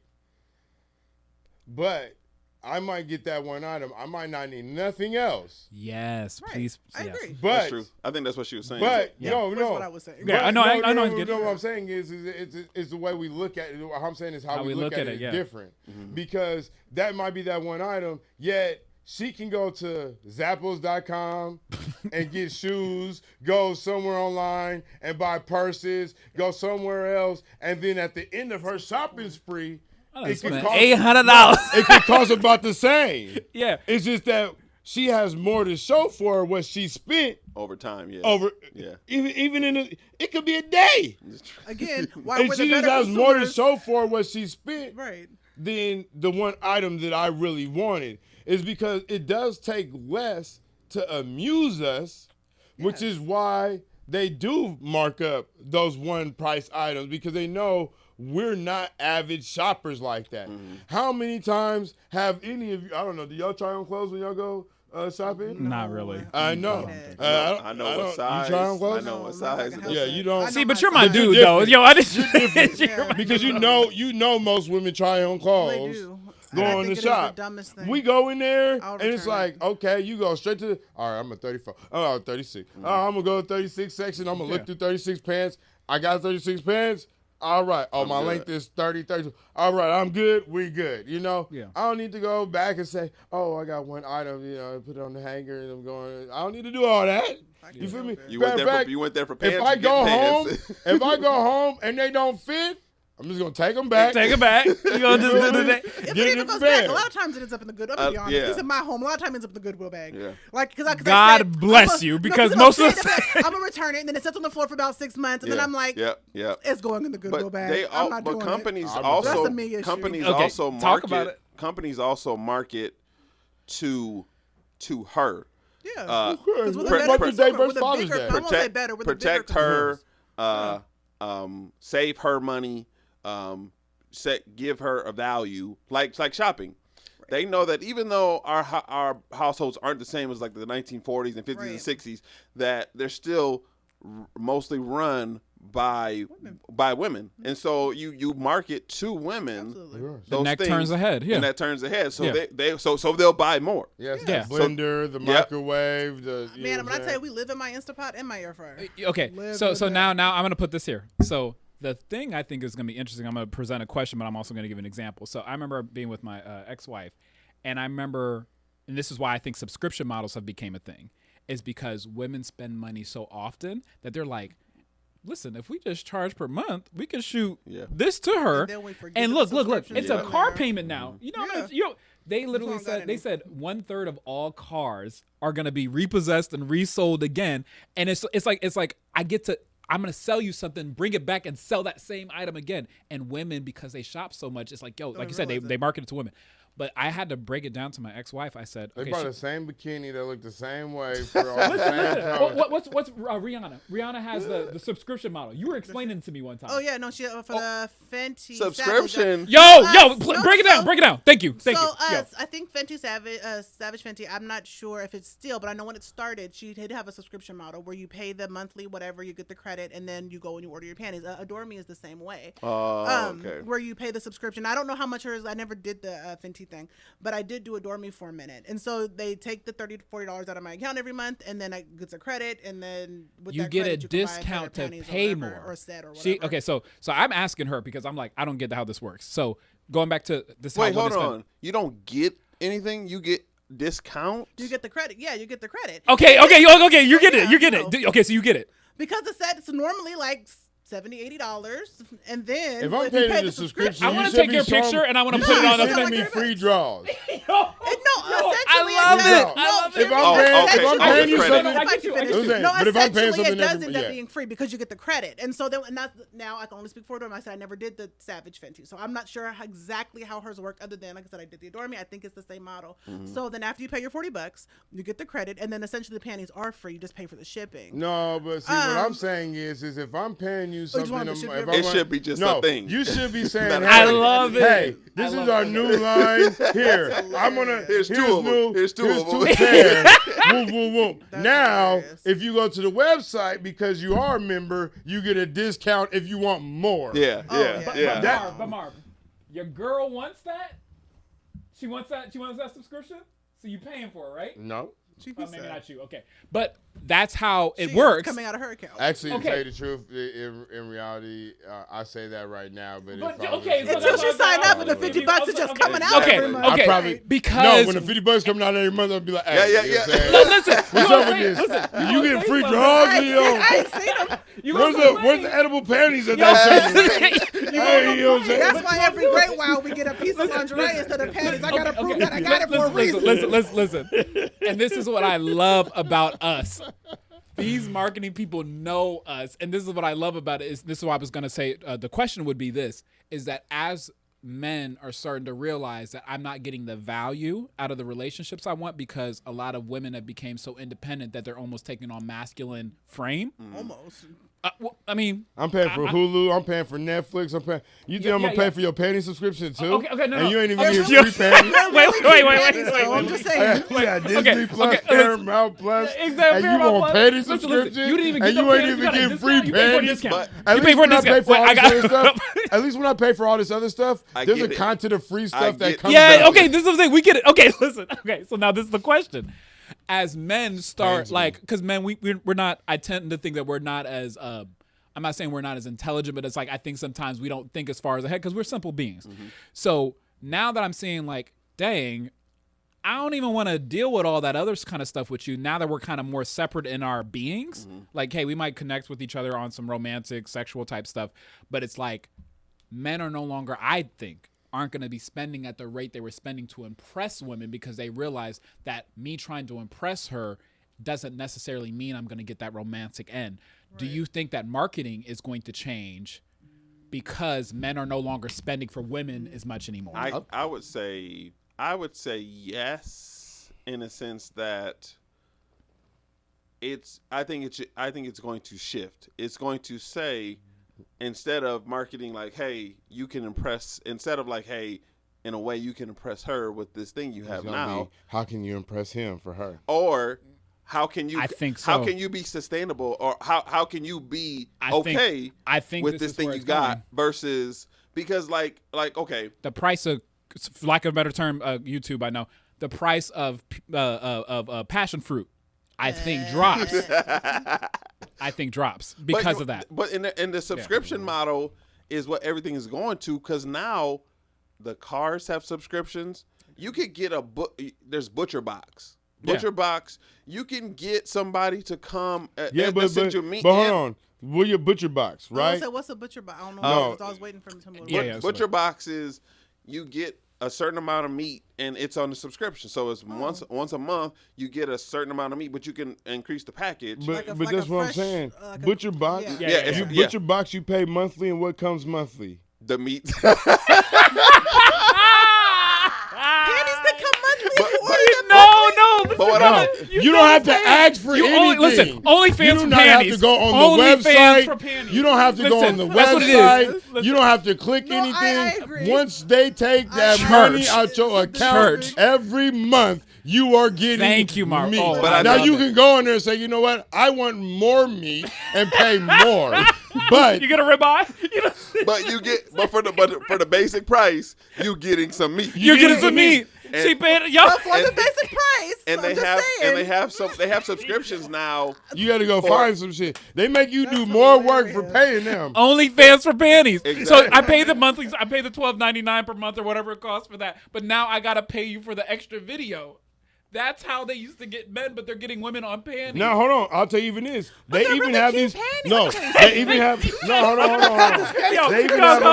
They even have the subscription models for men now. No, you're right. Yeah. Right? Yep. And you have the package, right? But But at least with them, but at least them, they send you a whole goddamn outfit. Yeah, they do. And they take care of head, shoulder, knees, and toes. Ain't nobody complaining. You guys sold a dream. Ain't nobody complaining when I show up in the little blue piece. That's all I'm saying. No, we're not complaining. Until I walk around the corner. Listen. No, we saying they are fooling y'all. We are letting you know you are being. We are letting you know you are being hoodwinked. No, you're 100%. No, nobody got nothing to say when I drop the rope. That's all I'm saying. No, you're right. 100%. You're I right. don't disagree. Love I agree. it. And guess what? I guarantee you, oh boy, jaw dropped to floor. I guarantee you. 100%. But I will tell you, we're just letting you know you are being hoodwinked. No, you I are don't being disagree. taken. You are being taken to the quote unquote cleaners because we ain't got to do none of that. Listen. And we get our stuff. But I think with the subscription. I understand. Listen, I can't leave. I'm gonna tell. Okay, real quick before you say that, Trey, I'm gonna tell you when Amber was trying to describe it to me. You would have thought that my IQ was like on some window licking stuff. No, like I was like, wait. Rosetta Stone app. Y'all know, listen. Y'all know I'm kind of smart. So I was like, you know how you saw the lady with the meme or whatever, like she got the math equation. Yeah. I was like, wait, I don't. Because they made you do more work and made you still pay more. Make sure the color was right. We're on the phone for 30 minutes, and I'm like, but wait, so okay. All they do is all they do is they take your dollars and transfer it into a credit account.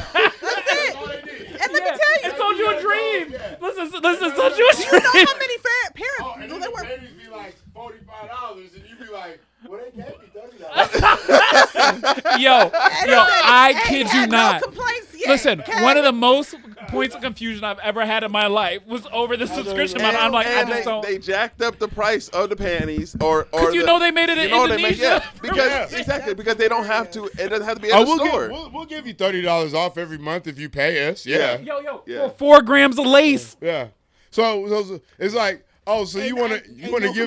Oh, you want to pay me to? No complaints. You want me to pay you? Until the overdraft fee to make your shit cheaper every month? Okay.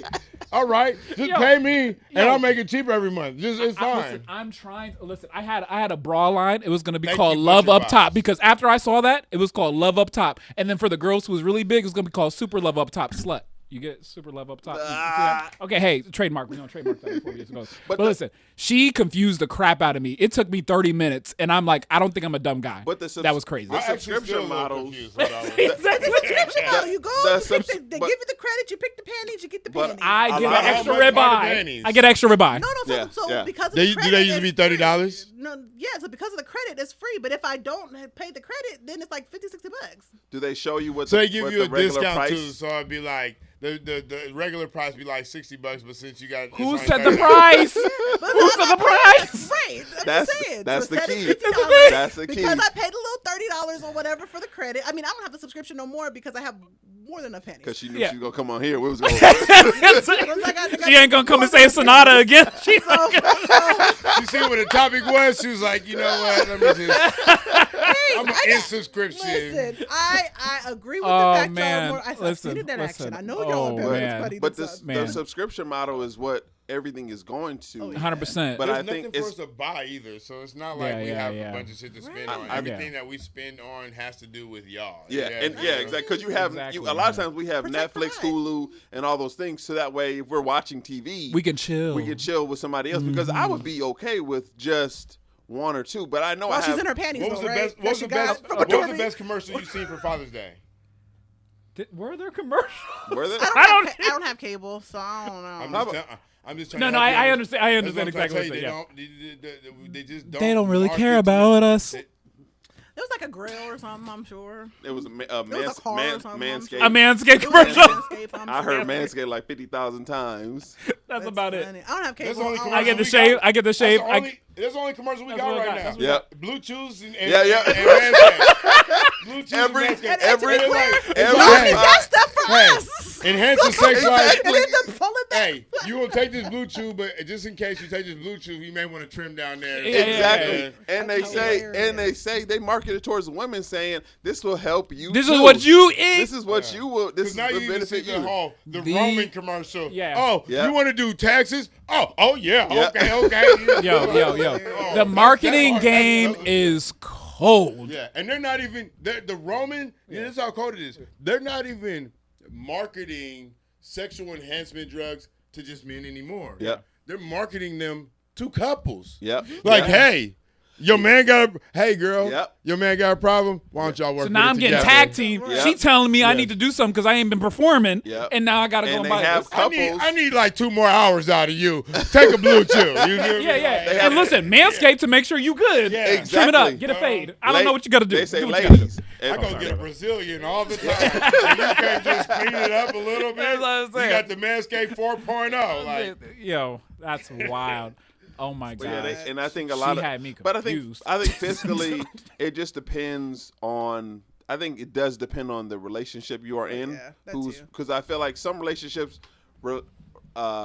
require one or the other to be more to pull the other along. Because we've seen. I actually think women are better with money.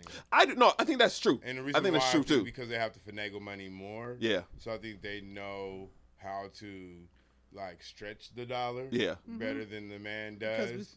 Because it's like I remember this one episode of Everybody Hates Chris. And the mom had the dad take over the bills, and then one day he paid a bill in full, and she was like, "You paid this whole bill in full?" And he was like, "Yeah, you supposed to pay the bill in full." And she was like, "Don't you even know the country runs off of debt?" She's like, "You pay portion of it," and she's teaching them how to finagle the money. Okay, so you said the word finagle. Women are way better finaglers than dudes are, but I don't think that they're better with money. No, really? The reason why I say they're no, I know what you mean. I know exactly what you mean. The reason why I say they're better with it is because they can do a lot more with a lot. Because they're resourceful. They have to be. And with they're built that way. I would have to say that they are better with it because whether they have a lot or a little, they can make it happen. Whether with us less men, bang per buck, I'll agree with you. No, with us. It was just like it was just like for me. I used to think, and if I couldn't buy a car, you just thought it was it. I shouldn't have it. Yeah. You know, it was a woman who told me everything. Oh no, no. Everything is finance. What you need to finance. Exactly. That Listen. you better finance that thing. Figure it out. I'll actually help you figure it out. And so just think about it. When it comes to paperwork, anything, all that type of stuff, figuring out, finessing the system. Who's always teaching you how to do that? Especially in our community. Yeah. But that's never a bad thing. No, it's not a bad thing. No. That's why I say that they're better at it, because I think you have to have that essence of it to even that essence to make it through life. And if women didn't bring that to us, hold on, Cameron, we would be okay. I ask you one question. Do you feel like you're better than your guy? No. So, do you feel like you're more? I am a spender. I'll put it out there. Yeah. I am a spender. Mm-hmm. If I want it, and something I get from my dad, because I look back at their relationship. Mom handled the bills. He made the money. She handled the bills because she was the finagler. And y'all's tickets are bigger. And so dad was just like, nah, why don't I pay for it? So mom was better with the finances. In my relationship, if we're talking who is better, he's a better saver than I am. Mm-hmm. Okay. He is a better saver than I am. Because I am a spender. Again, between nails and lashes, and then my kid, and she want it, she get it, unfortunately. Yeah. And I'm also one for shoes. I wear a size 12. So if I see it, I buy it, whether I have it or not, because stores don't carry it. Yeah. And so I'll finagle money to make sure that. Okay, but you're a better finagler, though. Right. So but again, I think he's a bit more responsible because I said he's a better saver. Yeah. His can go a little bit further, but he's also very simple. Yeah. Again, it's a me thing. And I think that's where it comes down to. We're going to dinner dates. I need the outfit. He was like, I got clothes. Yeah, I do too, but I'm also going to buy a dress. Yeah, exactly. Yeah. But I'm also going to buy a dress. And I got to buy these fancy panties, and I got to get the panties. I got my subscription. Because I got to get the dress with no straps. I got to get the bra that doesn't have the straps on it to hold the girls up because I'm bigger. And I'm getting it for $15 instead of $54. Listen, that's it. And I'm shopping local. So listen. So, my prescription gave me half off. Come on, now. Listen. And so, at least in our relationship, he's a bit better at the money. He's a bit better at it. No draws on. Commando. You just pay for dinner. Your dress and your drawers and your their dinner right there. Right. And then really aggravates me. Don't because we bet on come football season. I end up paying for most of the games. Why? Because I lose a lot of the bets. Oh, so you guys bet for dinner nights? We've been together pushing 2 years. So sometimes he pays. Bravo, sir. No, true story. Bravo, sir. If you ever listen to these podcasts, I don't follow bravo, basketball sir. so much. I salute you. I salute you. And when I tell you he worked that, I'm not even gonna say why. He watches I'm football. Not gonna give I don't follow the crap. Exactly. And so he be following all the stuff, and so he always picks a better team. So come football season, I end up paying for most of the days because I lose the bet. The psychological pelvic thrust just in the face. No, listen. It's all that. So now I done bought the outfit, and I bought the bra to look good in the outfit, and I bought the pair of shoes to look good in the outfit. Now I got to pay for the shit. Yeah. So technically, in our relationship, he's better with the money. Which is why I can't wait for us to get to a situation where we realize, like I said, because men being so simple and we don't mind going without. Because I bet you if Shorty never told you that, you know what you would have did? You would have gone carless for another 6, 7, 8, 9 months, but you would have probably got something outright or something like. But you would have been in a. If I looked at your financial profile compared to hers, because the average woman's financial profile is raggedy. I do taxes for people all the time. Their profile is raggedy, but they'll be driving in the Nissan Altima, and they'll be doing that. They'll be driving in a nice car, but you're under the water when it comes to stuff. So when I used to be at work, I used to be like, damn, when I was on a lower level of associates. I was like, damn, how's all these people who work with me driving these? You didn't know. You didn't know the kid. Yeah, I'm just like. And they're making fun of me because they're like, "Damn, your sound system and your lights look more expensive than the whole car, bro." You feel me? And And I'm cool because I'm like, otherwise she crying at home. She crying at home. I don't know how I'm gonna get this. Y'all got these nice ass cars. Y'all pulling up in nice whips and shit. What's going on with this? And then I realized that everybody who's financing their cars, nobody own that shit. Listen. Exactly. Listen, I'm trying to drive less miles because I'm on the lease and I'm about to start getting charged 50 cents a mile. Listen, I'm telling you, when I started understanding how things work, I walked around here like nobody could touch me because I realized, I'm like, y'all out here working to live. You're working you're working for a living. You're not working to make a living. Yeah. And so that's why I say the difference, like men and women are so well paired, not even just on a biological sense, but just even in the thought process where it's like women can finagle the crap. I'm young finagle. Yeah. I learned finagle from mom and other women who came before me who are just like, oh, y'all didn't have enough, but y'all made it happen because you had to. There's something called a corpus callosum that connects our brain. Women have a bigger corpus callosum because they're like, I have to raise kids, keep a household, do all this other kind of stuff.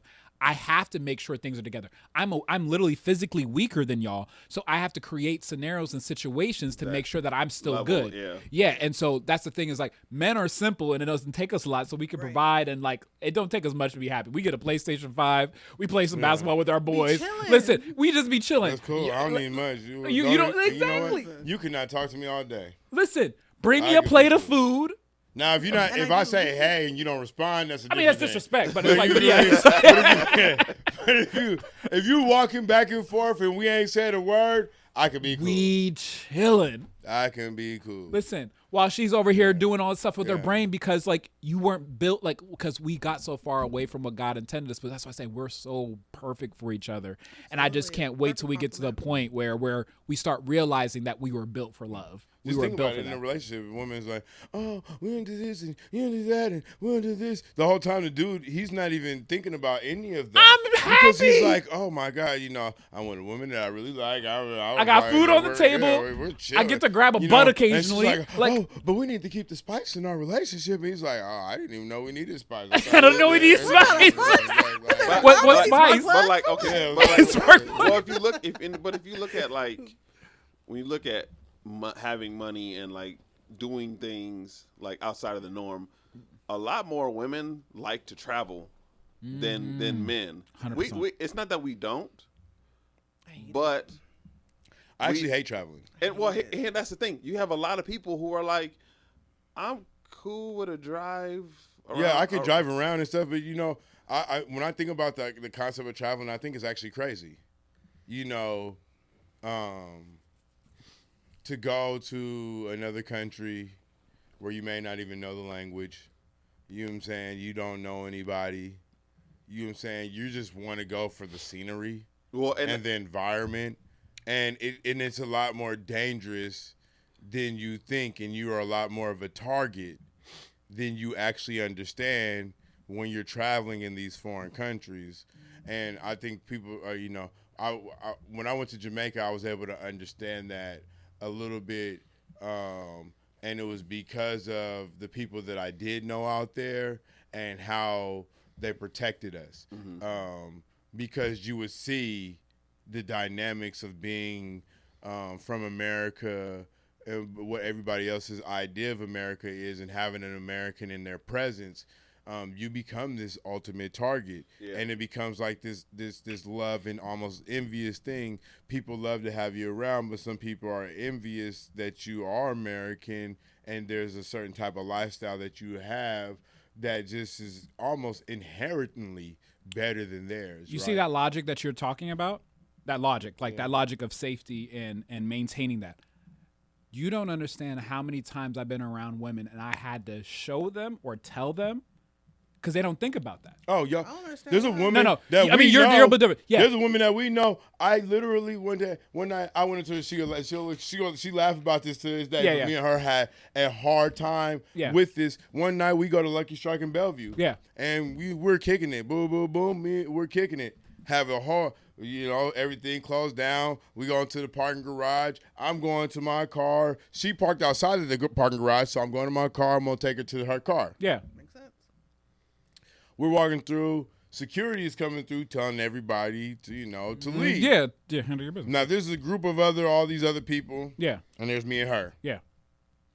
They come towards me and her. Yeah. And we see this group of other people, and they're in the parking lot just flaving. Yeah. And at first I'm like, hey, bro, Yeah, whatever. Yeah. But I've started to see what's going on, because now they start to bring more officers around us. Yeah. And she sees that. And she immediately gets super intense. Yeah. And I'm trying to tell her, hey, you need to chill out. You need to chill because you're making this super dangerous for me right now. Yeah, no, you understand. And she didn't understand that. She's like, oh no, we ain't it ain't happening. Yada yada yada. Almost like she finna go to blows with these cats. And I'm like, hey, because you ain't never had to. And so what I'm trying to understand, 100%. if you go there, I can't allow them to treat you that way, which is going to be way worse for me than it will be for you. You got to chill. And it's funny. So going back to us being paired is that I know women who've gone through experiences where they had negativity, but it's not in their nature as much to pay attention to that.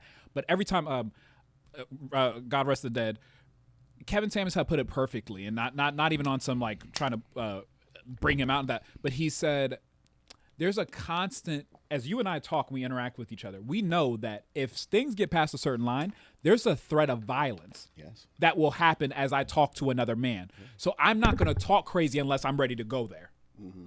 Most of your murders, most of all the violent crimes that are committed by men because that's where we operate out of a very physical, reality-based world. And you know how many times that I've dealt with women where I'm like, because I think, and I'm like, well, I had a situation one time where basically something had happened, and I'm a smart dude, so I kind of handled the situation in a very slick way, and people were like, "Oh, snaps!" The girl started talking crazy, but her dude called me back, and he was like, "Is there a way that we can handle this?" Because he knew that it was about to get real, or it could get very real, because like, oh, he built different. She was talking like she didn't know what was going on, but he came to me in the most calm tone ever because he knew and he had experienced that. Okay, is there a way? And I told him, I said, listen, we good. Don't even worry about it because I don't want to have to go through that. And I know you don't want to have to go through that. But she was talking crazy because you're not even thinking about that because we've been built in a society, in a community where enough stuff has been handled for you that you think you don't need a man. Yeah, well, it's not even that. You don't even have to handle the violence. You don't. Okay, and there's that too. And so that's the thing. Like, there's no violent repercussions necessarily for you necessarily doing that. 100%. Because you've been raised to know that a man is supposed to jump in and a man's going to step up. That's the most irresponsible thing. And very irresponsible, 100%. And being, I have uncles. And in my mind, my uncles are only 8 years apart. So they grew up more like my brothers than my uncles. So in my mind, so in my mind, they can take on Christ himself. You know what I'm saying? Because they're big burly men. I just knew that no matter what I started, they could finish it. Now imagine if you were more ignorant. But imagine if you were that ignorant. The way I move, I knew for a fact that I'm never going to put them in a position to where they have to, because there's always somebody bigger, there's always somebody stronger. And though in my mind, I knew them two niggas can handle whatever I put in front of them, it was also, but don't. Because in the case that they meet somebody one time, I'm going to a funeral. Bigger or small or bigger or crazier, there they go. And so for me, it was like, it's not worth. But I was also taught to not just talk reckless. Or I can put them in a position that can jeopardize their future. Their future, their freedom, their life, whatever the case may be. So in my mind, it's like, put them in position for that for what? And that's one thing if they're being super disrespectful. But if I could not, you got to chop this one up into clips. This is real right here. You know what I'm saying? Yeah. Like, that's put somebody in harm's way for what? Is it even still like? I don't think they can handle too much. I mean, they've had surgeries and everything else now. But, they got extra. But in my mind, those were my saviors for years. You know what I'm saying? And so I'm just, but also, if I don't have to, and if y'all don't have to, I would much rather. Then let's not. Yeah. Right. Let's not if we don't have to. If we don't have to, as Westside Boogie said, it's like you don't want this violence. Man. Yeah. So. But we can get out of here. Thank y'all so much for tuning into Black View Podcast. You're gonna have to edit a whole lot. Yeah, no, but there were some good conversations that missed this. That's hilarious. Go ahead and close out. Yo, that like, share, subscribe on the channel. We'll see y'all next week. What movie are we reviewing next? I don't know. I gotta look at that message. That's so far up there now. Buffed Up. Yeah, that's what we're doing. We're not watching. We're not watching. He always tries to slide that one in there. He stayed trying to throw that in there. He said it so casually too. He did. Like that was already on the list. It says Best of Enemies. Huh? Oh yeah, that's a good movie. Wait, what about Dope? Has anybody seen that yet? Dope. No, not Dope. Not the Dope. What's the one with Shorty Doo-Wop, Keke Palmer and Oh, Nope. I'm going to see that on Thursday. Let me know how it goes. So we went to a movie and seen the trailer. I have no desire to see that movie. Yeah, Nope looks good. It's Nope. It's Nope. Okay, I was desire like, to see that it looks movie. good. It looks really good. It does not. It looks to really me. good. So we're gonna do best of. I kind of want to see We that. do best of enemies. I'm actually Keke gonna Palmer's watch kinda nice. Tonight I'm actually gonna watch Man in Toronto because I just seen the preview for it. I was like, oh, that's like, Man, actually what is it funny. called? Man in Toronto, Man from With Toronto. Kevin Hart and Woody Harrelson. Oh, I might see that too. Yeah, it's on like it's on Netflix. It actually looks funny. I was like, I think we started that one, decided to not finish it. Well, pick a movie. I'll watch and finish. We could whatever. watch. We'll watch Best of Enemies.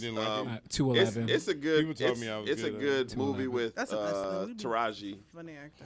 Taraji isn't Best of Enemies. Is with Taraji. I have no idea what this movie is. I'm gonna look it up. It's about it's about like 60s and 70s. Why don't we just do it? You know, we're gonna review it, right? Why we gonna do it, right? Why we Yeah, talk let's about just- it now? Yeah, we'll watch It's it. good. It's a good movie. Enemies. It's Is good. it on streaming? Or Yeah, what's it's that? on Netflix. Netflix. Do you Yeah. need a password or do you So have it's another movie that's in Gotcha. like No, I it might was. need it. It got moved to Netflix after it went No, through I'm the saying is theaters. it another movie based in like the 1350s and shit? The 1350. You will not disrespect Idlewild. No, it's based in the He said, when's the week? it's based in the six. I think it's based in the 60s during integration. Civil rights movement. During integration.